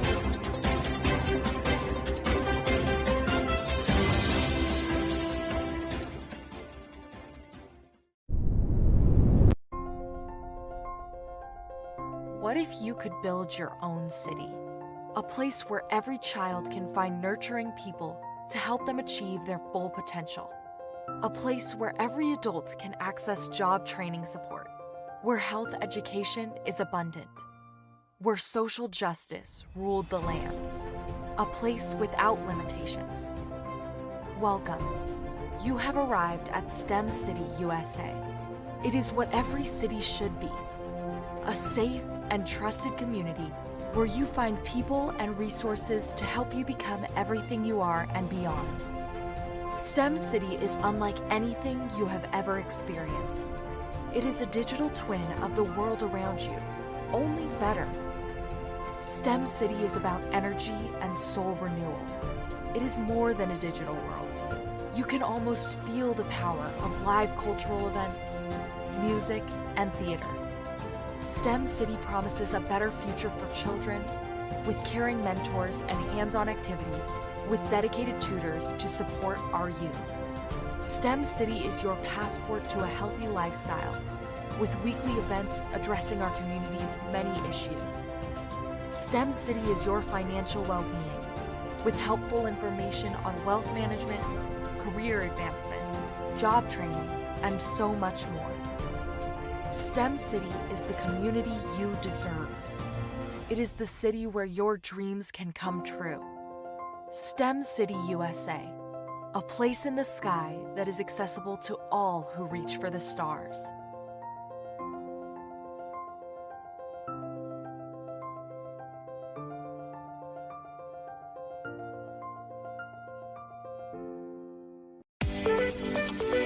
You are in the right place at the right time. The Black Business Network opens again for its Black Business Olympics, a 24/7 broadcast on business, strategies, global branding, social media marketing, finance, advertisement, and much, much more. Featuring the top, most powerful entrepreneurs and speakers and thought leaders from all around the world as they gather together for this phenomenal event. Join the Black Business Network, streaming live into the metaverse. STEM City USA, Black Multiverse, Pod TV, Roku, Hulu, iHeartRadio, Apple TV, YouTube, TikTok, Instagram, Google Podcasts, Facebook, LinkedIn, IBM TV, Spotify, and Twitch. Tune in today and be a part of this amazing movement. The Black Business Olympics welcomes you.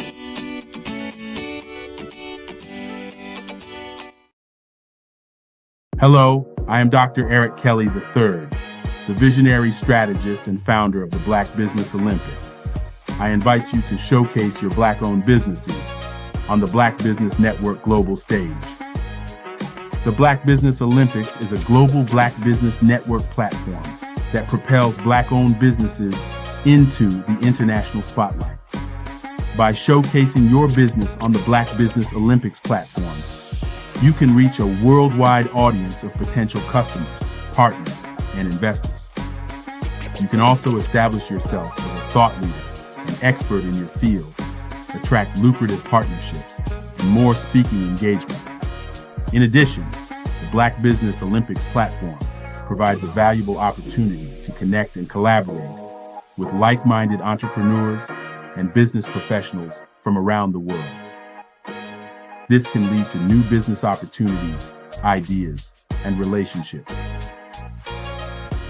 Finally, by sharing your story and expertise on the Black Business Olympics platform, you can inspire and empower others. This is a powerful way to make a positive impact on the world and leave a lasting legacy. If you are a Black-owned business owner, I encourage you to seize the opportunity to showcase your business on the Black Business Olympics platform. It is a once-in-a-lifetime opportunity to make an indelible mark on the world. Be one of the 1,000 visionary entrepreneurs who are changing students' lives, shaping industries, and leaving an unforgettable legacy for their families. Unleash your voice on our global stage and watch your business thrive. Black Business Olympics is one of the largest Black business showcases in the history of Black business in the world. Yes, the entire world. Just give me a call today at 919-308-9090.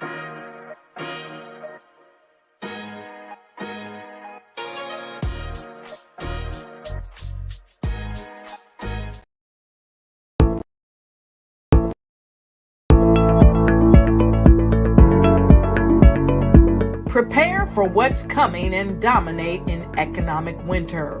Stand strong and thrive by showcasing your great products and services globally through the Black Business Network and Black Business Olympics.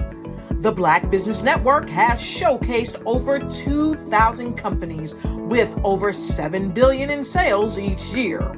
Over 10 million attendees have viewed the rebroadcast each month.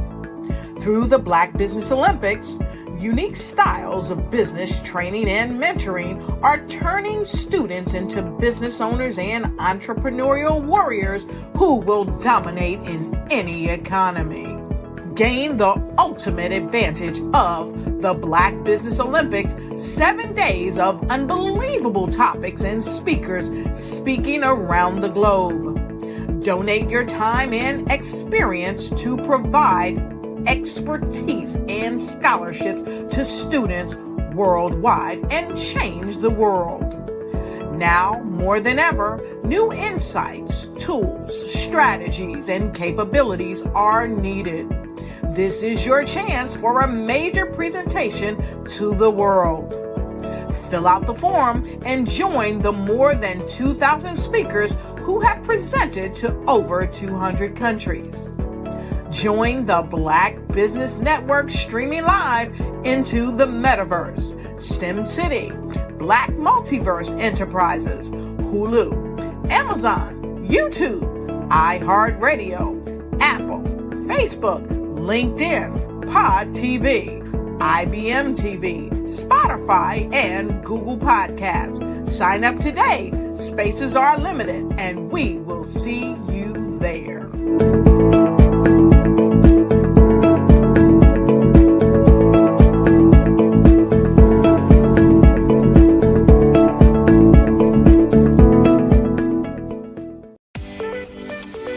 You are in the right place at the right time.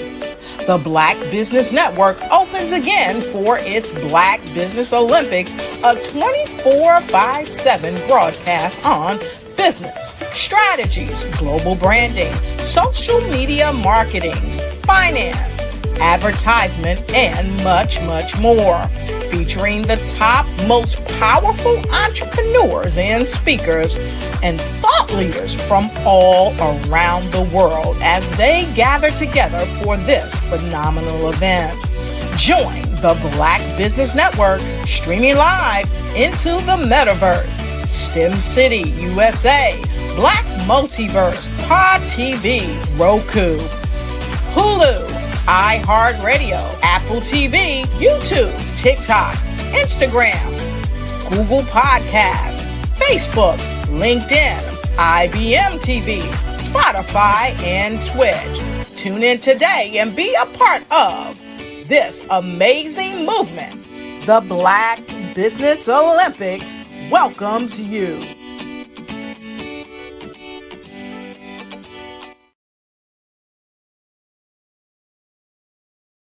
My friend, my brother is with us, RJ Stevenson. He is a trailblazer in music, media, and ministry. For over 20 years, he has helped develop and establish the national branding images of businesses, institutions, nonprofit organizations, and high-profile personalities. He's a successful church planter. He has been blessed to serve as a preacher, a presenter, and a speaker at various conferences and conventions across the globe. He has established several successful churches and ministries under the brand The Infinity Church in Raleigh, North Carolina, Conway, Arkansas, and currently in Tampa, Florida. Stevenson's insight in media and evangelism caused ministry to soar during the season of a pandemic. The church has left the building by embracing a hybrid model that served both physical and digital ministry partners. We are excited to have this man of God to come before us. We're going to yield this platform into the hands of Pastor Stevenson that he may give us further instructions, further directives at this time.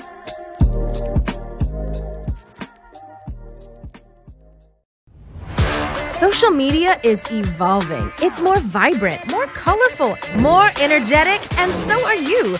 It's not just photos anymore. It's video, it's audio, it's subscriptions. And now there's Fanbase, a new monetized social network. Fanbase delivers the complete native app experience with full content monetization for every user. No algorithms that shadow ban your engagement or growth, and no ads. Follow anyone for free and subscribe directly to your favorite creators for $4.99 a month. Plus, show some love by tipping on any post. Also, make a Fanbase page and monetize your content the same way. Finally, connect with your followers by posting the amazing content you already create. And now, get paid for it. It's time to energize and monetize, because everyone's a fan of something and everyone has a fan base.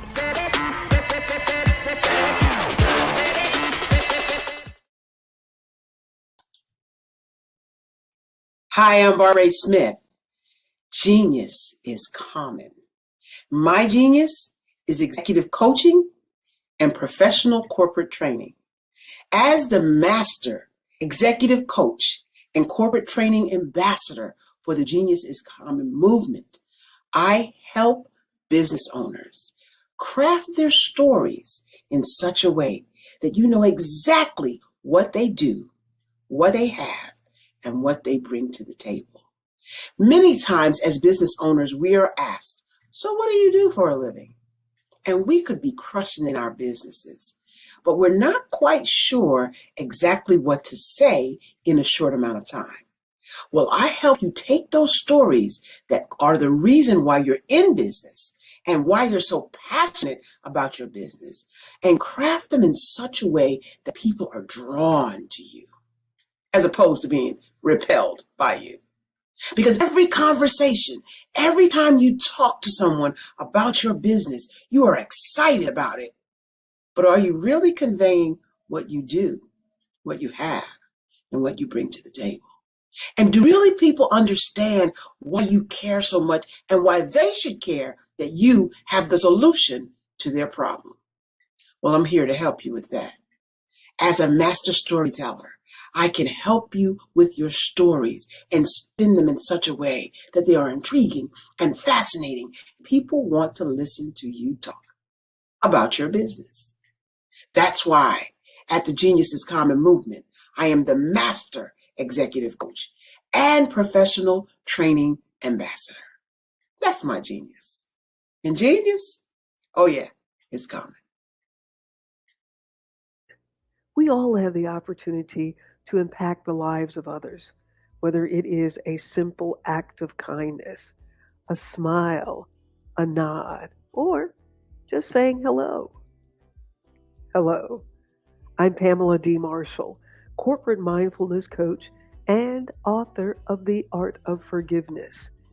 I enjoy every opportunity to interact with others, whether they're in my home, sitting at my table for a holiday feast, or simply stopping by to say hello.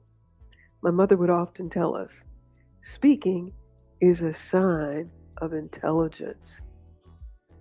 Open your mouth, part your lips, show a smile, and say hello. Genius is common.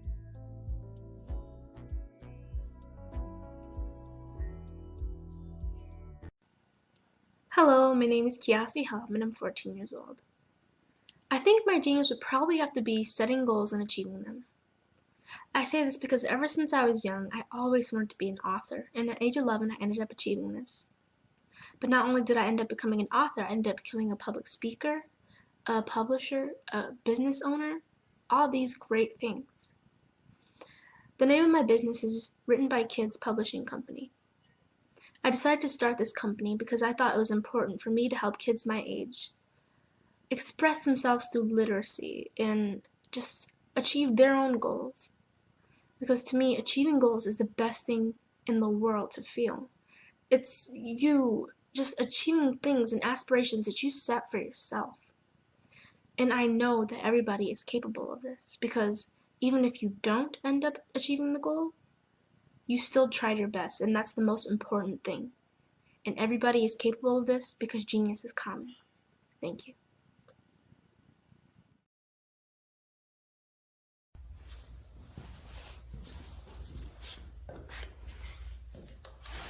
How you doing?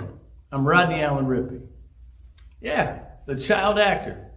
Well, now, leading man. Some of you might remember back in the day, the Harlem Globetrotters popcorn machine. Remember that? Well, it was a Saturday morning special that would come on, and I was there with Geese and Tex and Meadowlark Lemon. Remember the show? Well, I had a great time. And I have to say a huge, huge thank you to all my fans out there. Thank you for all the years of support. I went on from the entertainment industry. I started getting into producing and directing. And now, hey, here I am. I'm a studio executive here in Burbank, California at 2526 Studios. I have to say, it's been pretty good, but the best is yet to come. Please stay encouraged. Keep reaching for your dreams and never forget that genius is common. Remember that. Genius is common. No matter what anyone says to you, no matter how tough the road may get, keep striving. Keep reaching for your dreams. And always know that you are worth it. Everything that you put into yourself, everything good that you pour into your life, you are worth it. And when the times get tough, when things don't go exactly right, it's okay. Dust your shoulders off. Stand up strong. And remember, genius is common.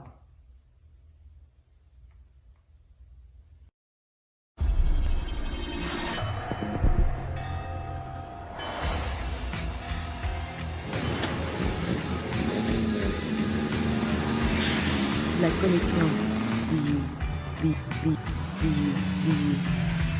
La connexion.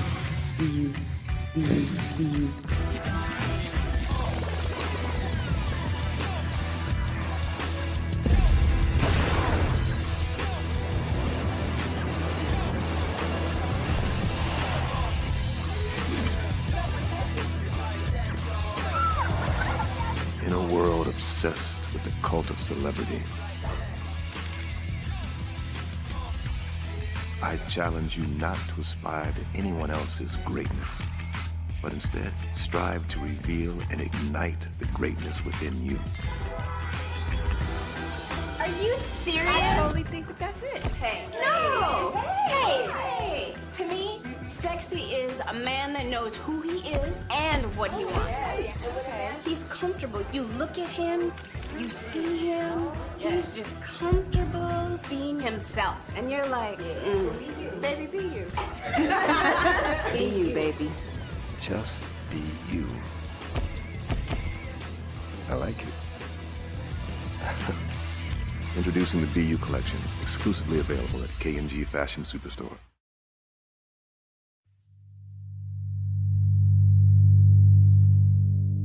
So what we have to do is when we get in the spot, we need to create some spots for us. That's the main thing. We need to be able to be in a position where we're able to create those spots for us. For me, being an entrepreneur, I'm not just going to get a business and then leave you sitting high and dry. If you ask me some questions about entrepreneurship, I'm going to give you as much as I've received. I've seen people who made it, and then when you ask them, it's like, okay, now you have to pay me for the information, the same information I got for free. We probably in totally different cities. There's no way that we're going to bump heads or anything. We're not competing. Bring me up with you. And so I just think that whatever education that I have, then I need to be able to give that to my own as well. So create the spots. You can create the spots when you get there.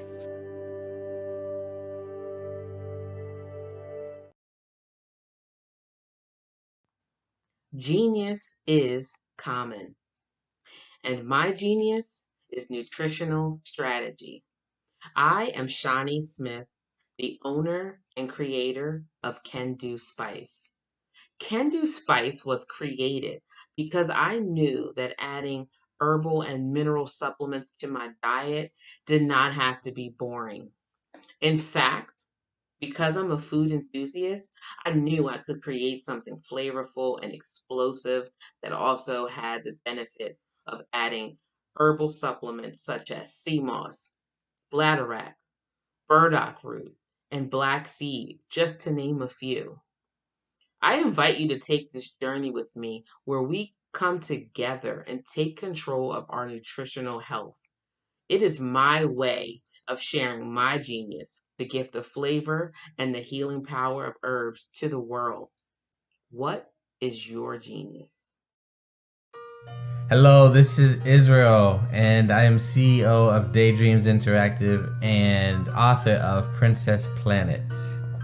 So, genius is common, and as a kid, I loved to daydream. Even as an adult, I love to daydream. And when my daughter became 6 and loved princess characters, but we just could not find the diversity that showed her, we created our own characters.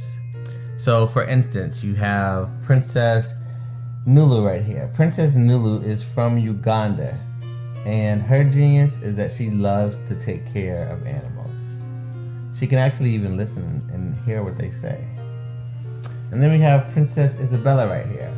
Princess Isabella, she's from Cuba, and her genius is biochemistry. One day she hopes to eliminate disease. Then we have Princess Nia right here, and Princess Nia is based off of my daughter, and she is she wants to be the greatest dancer alive. So that's her genius. So what's your genius? My genius is my imagination.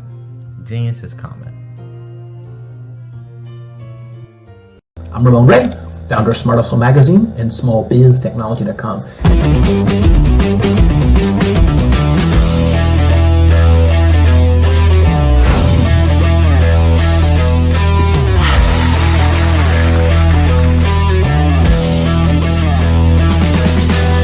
You're here today to celebrate small business success. Stand up on your feet. You rocked the house. It was amazing. Didn't we learn? For me, success comes from failure. One thing not to do is shake somebody's hand like this.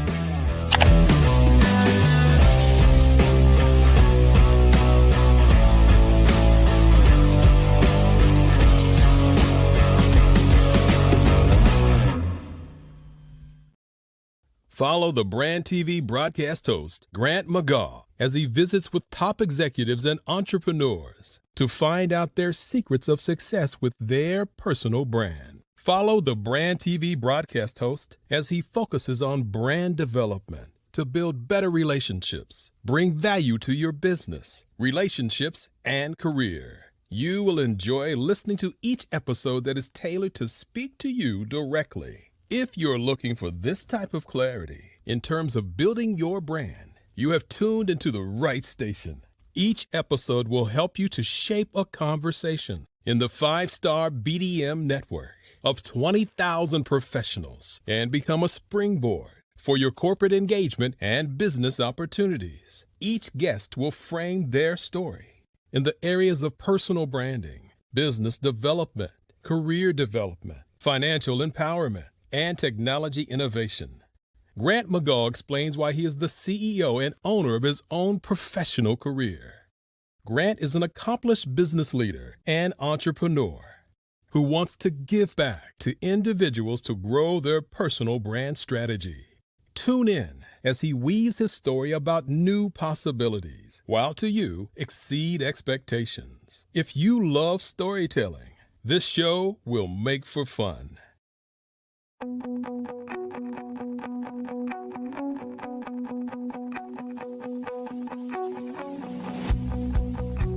I am Black Business. From the moment I wake until the time I sleep. Yes, I am Black Business. I am Black Business. Tell me, are you Black Business? I am Black Business. Do you support Black businesses? Listen, I support Black business because I am Black Business. Black Business Expo, one of the largest business showcases in the history of Black business in the world. The world! Sign up today at www.blackbusinessexpousa.com or call 919-308-9090. I am Black Business.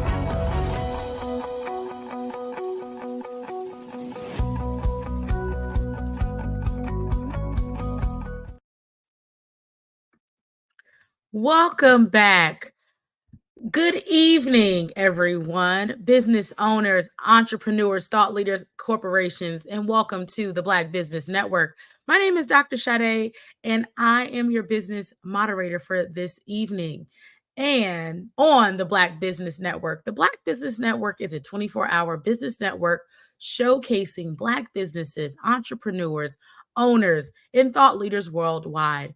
We have speakers from North Carolina, London, Singapore, Africa, Japan, and countries all over the United States. The Black Business Network is a global community sharing its business knowledge to empower, inspire, and educate Black businesses on business. Our first speaker is Giselle Bonds. Giselle Bonds, armed with a BS in advertising and a minor in marketing, brings a wealth of experience to her clients. After contributing her expertise to Fortune 500 companies in customer service, sales, and marketing, she founded Positive Hire. She will be celebrating an impressive 35 years in business in October, with 32 of those years being a brick and mortar. In 2016, she niched down for all things portrait photography to from all things portrait photography to specialize in personal brand photography. Her mission is clear: to empower clients to enhance their personal brands, attract more opportunities, and boost their bottom line. Giselle is more than a photographer. She's a personal brand visibility strategist, emphasizing the importance of being the face of your brand. She shares her insights across the nation, enlightening audiences about the power of brand visibility. Clients can work with her one on one or join her membership, the Brand Visibility Accelerator, for a group coaching experience. Genius is common, and I'll see you on the other side. And we are excited to have Giselle Bonds with us today. Hello, Giselle. How are you doing? Greetings from California. Welcome to my photography studio. I could tell you've been hanging out with my biz bestie, Michelle Hayward, the none other, because she's Positive Hire. I'm Positive Images. Welcome to Positive Images, Positive Hire, and we have Positive Images. So, Giselle, tell us a little bit more about how you got started in business. I got started in business because I always wanted to be a photographer. I was that kid in the 4th grade that would take the camera on the field trip. And eventually I understood I wanted to do senior portrait photography rather quickly after leaving college. Awesome. So how did you, transition from this working in marketing to now I want to do photography full time, which turned into a 30-year brick and mortar career? Well, it'll be 35 years in October, girl. To be honest, at the root of it, it was institutional racism.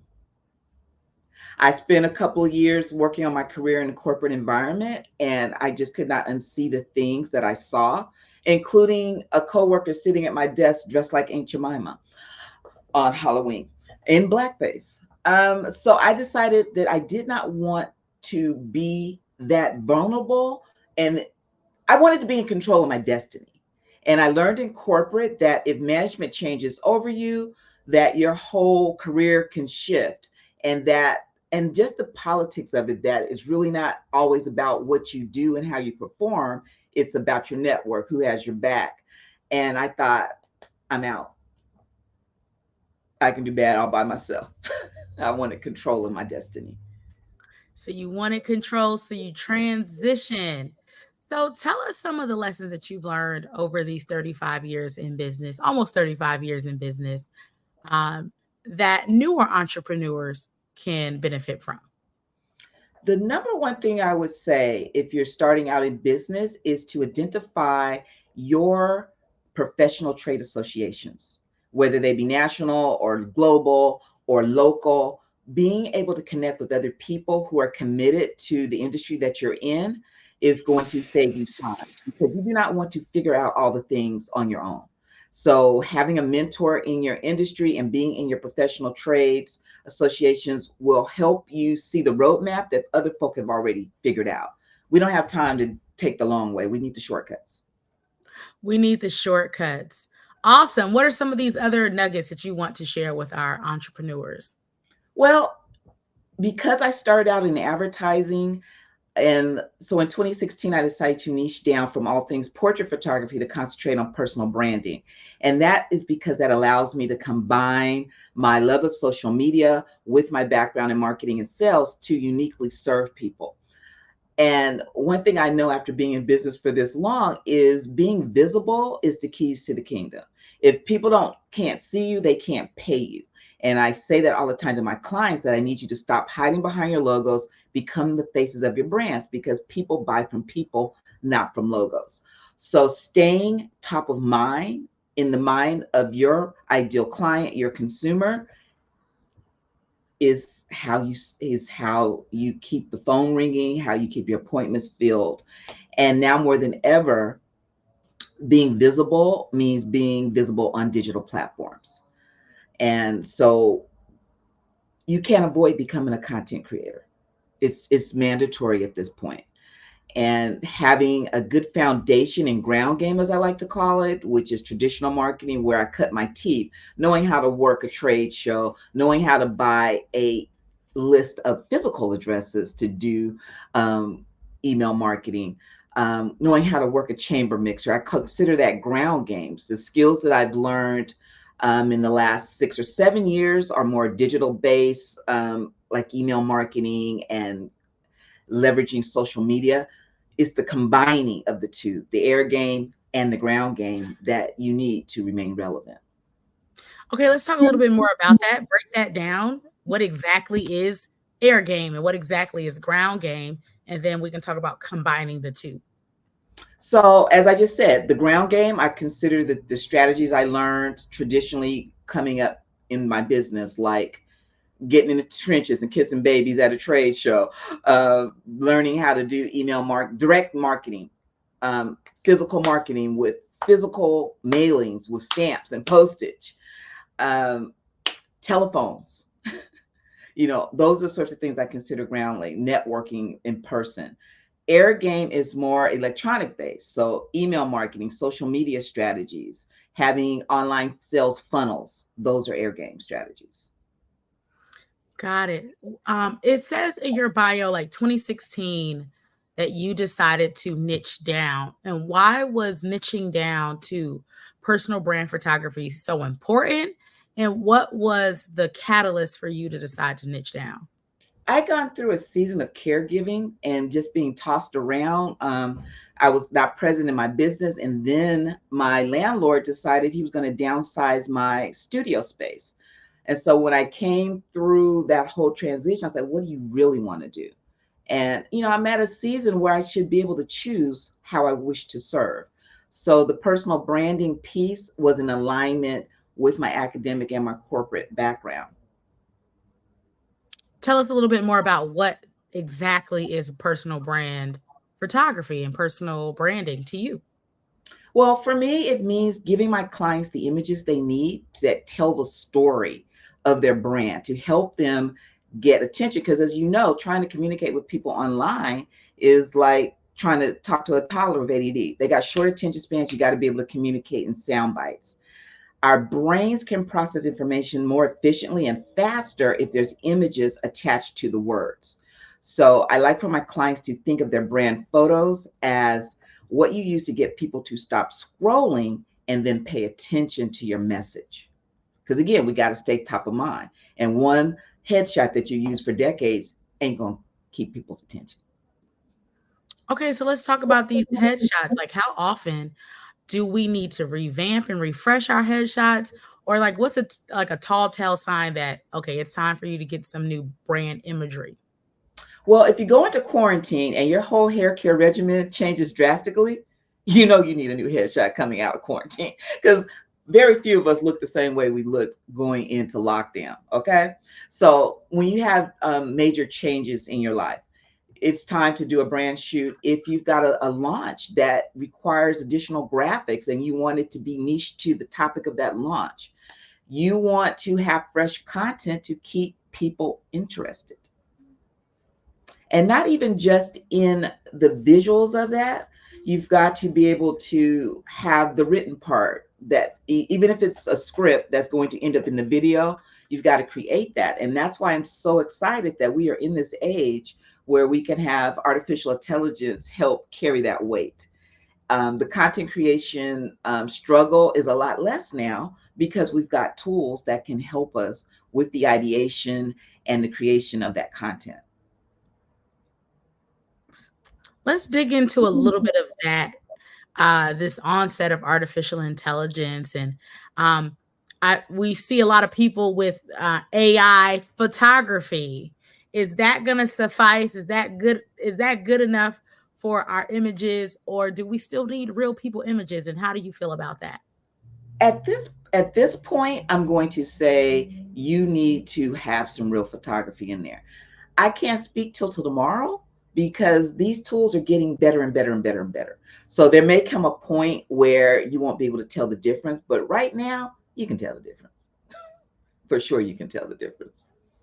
So we still need those new images. If you look different from where you looked in the beginning of COVID to now, it's time to get some new images. If you're doing a launch or a new campaign, it's time to get those new images.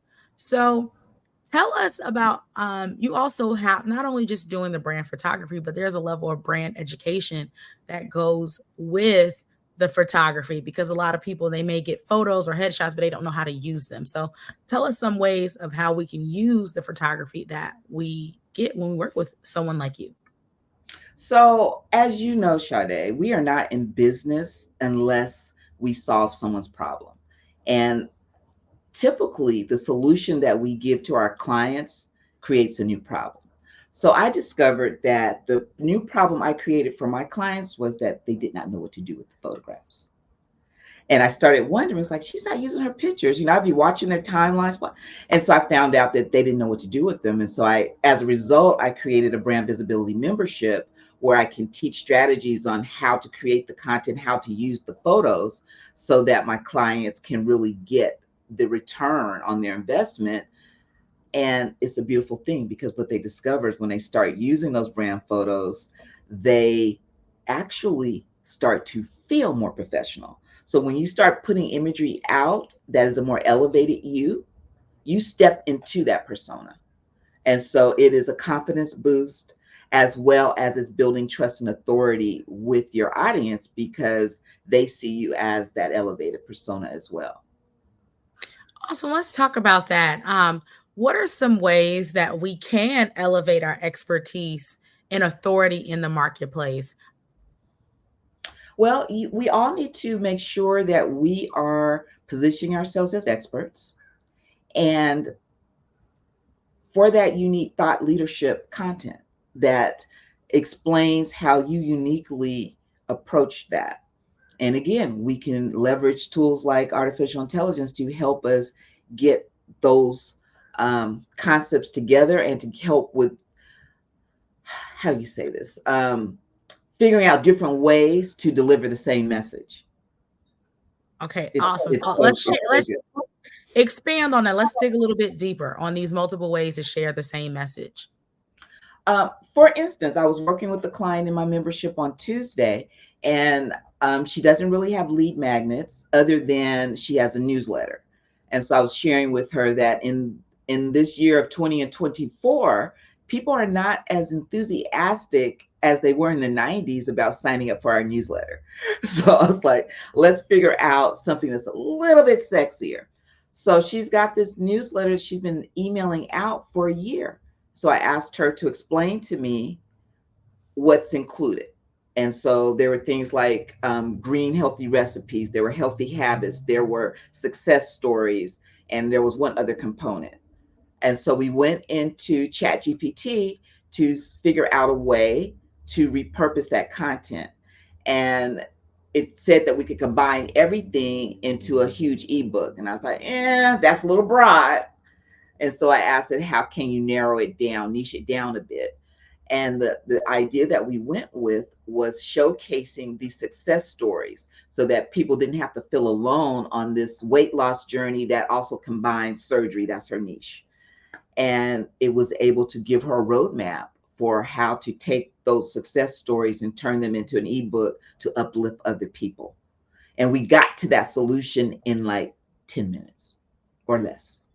Awesome. So you mentioned Chat GPT. How are you utilizing it in other ways to grow your business or support the clients that you work with?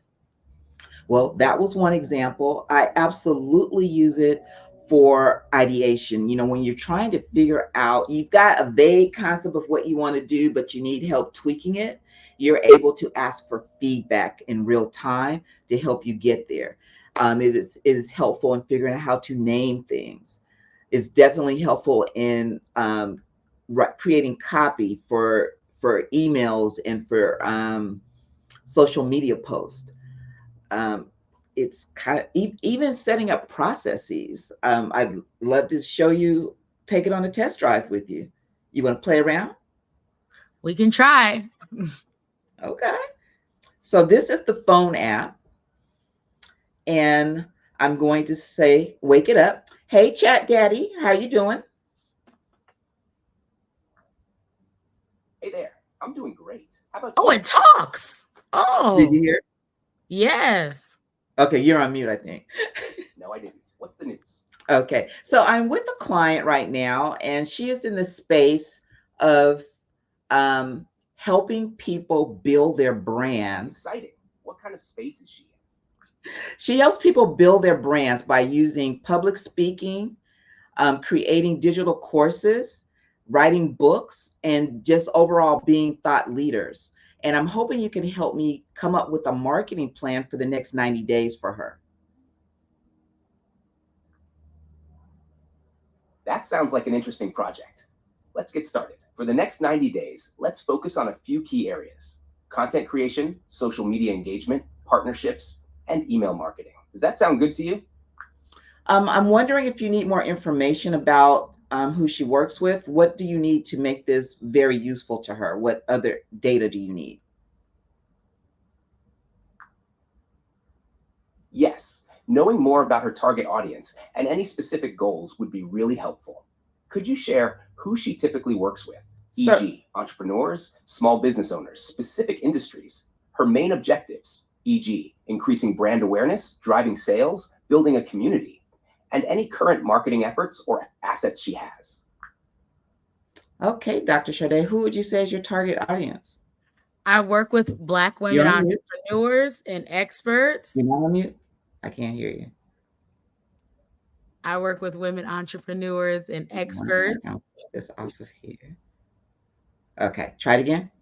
I work with women entrepreneurs who are experts, primarily Black women, who want to build their personal brands as coaches, speakers, and authors and thought leaders. Okay, so say that one more time. Black women entrepreneurs who are experts in their field, and they are coaches, speakers, and authors. Marketing plan. I'll need information about 1, her main objectives, e.g., increasing brand awareness, driving sales, building a community. 2, any current marketing efforts or assets she already has. 3, any specific goals for the next 90 days, e.g., number of new clients, engagement metrics. Does that cover everything? I'll just say building community. Great. Let's focus on building a community. 1, content creation. Develop content that resonates with her audience, such as blog posts, videos, and webinars focused on personal branding, public speaking tips, and success stories. 2, social media engagement. Use platforms like LinkedIn, Facebook, and Instagram to share content, engage with followers, and participate in relevant groups and discussions. 3, partnerships. Collaborate with local businesses, industry influencers, and other thought leaders to expand reach and credibility. 4, email marketing. Create a regular newsletter with valuable content, updates, and community spotlights to keep her audience engaged. 5, events and workshops. Host virtual or in-person events and workshops to connect with the community and provide value. How does that sound? Anything you'd like to adjust or add? So you can see how quickly it's mapped out a roadmap for you. And on any of those bullet points, we could go back in and ask it to build out that section. So this is absolutely amazing. What app is this? This is ChatGPT, and I'm using the mobile app that comes with the product. They did an update about 2 weeks ago, maybe 3, where you can literally have a conversation. Is this the paid version or the free version? Believe it. Okay, so this version is called ChatGPT 4.0. The letter O, not the number. And the O stands for Omni. They did something interesting. They made ChatGPT 4.0 available for free. Oh, I need to download this. So if you use the if you already have a subscription, you would still want the paid version because there's no limitations. With the free version, they may tell you that you need to rest for a while. They may, tell you can't use it right now and knock you back down to 3.5. And it may be a little slower. So there's still advantages of having the paid version, but you can play around with ChatGPT 4.0 even in the free account right now. It suggests that they're about to roll out ChatGPT 5 on the paid side. That's the other difference. Is if you're on the paid version of 4.0, you will not be, your prompts will not be used to train the AI. If you're on the free 4.0, you're training the AI with your data. Oh, this is awesome. We want to say we definitely want more information about how to stay connected to you. Well, I am Hey Ms. Bonds, Ms. with a Z everywhere, HeyMzBonds everywhere, including HeyMsBonds.com. And you can find me on socials that way, or you can go to HeyMsBonds.com and hit the how can I be of assistance button, and I'll get right back to you. Well, thank you, Giselle Bonds. Genius is common, and I'll see you on the other side. Okay, that was awesome. We're back. The Black Business Expo. The Black Business Expo's mission is to raise funds for high school seniors going to college or K-12 entrepreneurs. The Expo is a fundraiser for students. You may go to blackbusinessexpousa.com to donate to the scholarship fund or use Cash App. And you can say $BBXUSA. Our goal is to give laptops and up to $5,000 to 10 students. Students can register online at blackbusinessexpousa.com.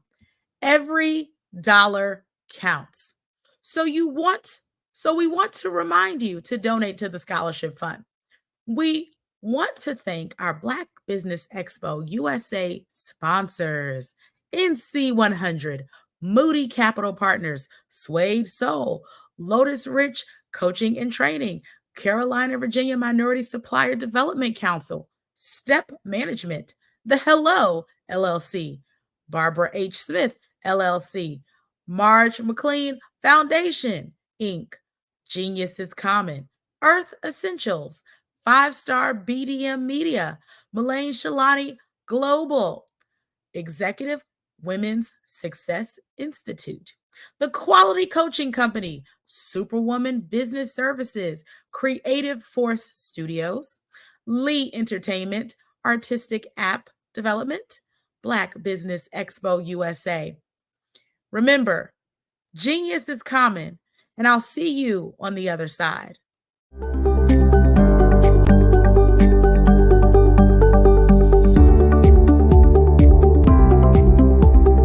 My name is Katie Bennett, and I own Lexicon Presents Publishing. Hello, I am Dr. Eric Kelly III, the visionary strategist and founder of the Black Business Olympics. I invite you to showcase your Black-owned businesses on the Black Business Network global stage. The Black Business Olympics is a global Black Business Network platform that propels Black-owned businesses into the international spotlight.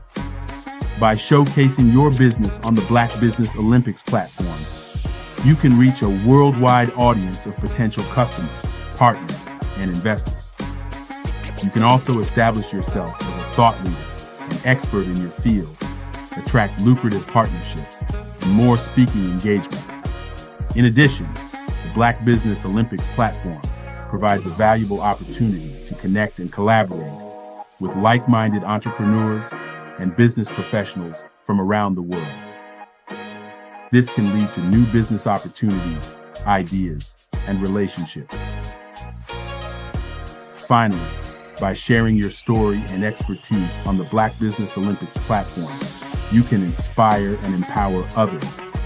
This is a powerful way to make a positive impact on the world and leave a lasting legacy. If you are a Black-owned business owner, I encourage you to seize the opportunity to showcase your business on the Black Business Olympics platform. It is a once-in-a-lifetime opportunity to make an indelible mark on the world. Be one of the 1,000 visionary entrepreneurs who are changing students' lives, shaping industries, and leaving an unforgettable legacy for their families. Unleash your voice on our global stage and watch your business thrive. Black Business Olympics is one of the largest Black business showcases in the history of Black business in the world. Yes, the entire world. Just give me a call today at 919-308-9090.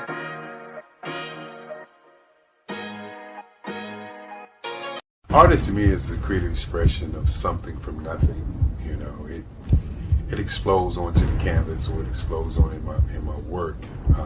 One of the things that I try to do more than anything is I try to just give the lines and the movements and emotions and expressions into to what I do. Art really means to me a chance to express how I feel deep down inside.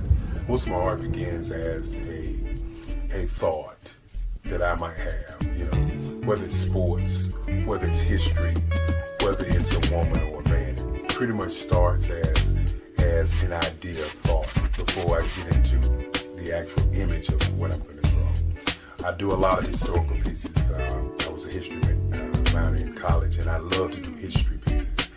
And a lot of times I'm thinking about history, and then I try to make that history impact you as you look at it. That's one of the reasons I do pictures so large. People ask me, why do I do pictures so big? And I tell them, I want the piece to impact them as they're looking at it. To kind of dominate them, dominate their space.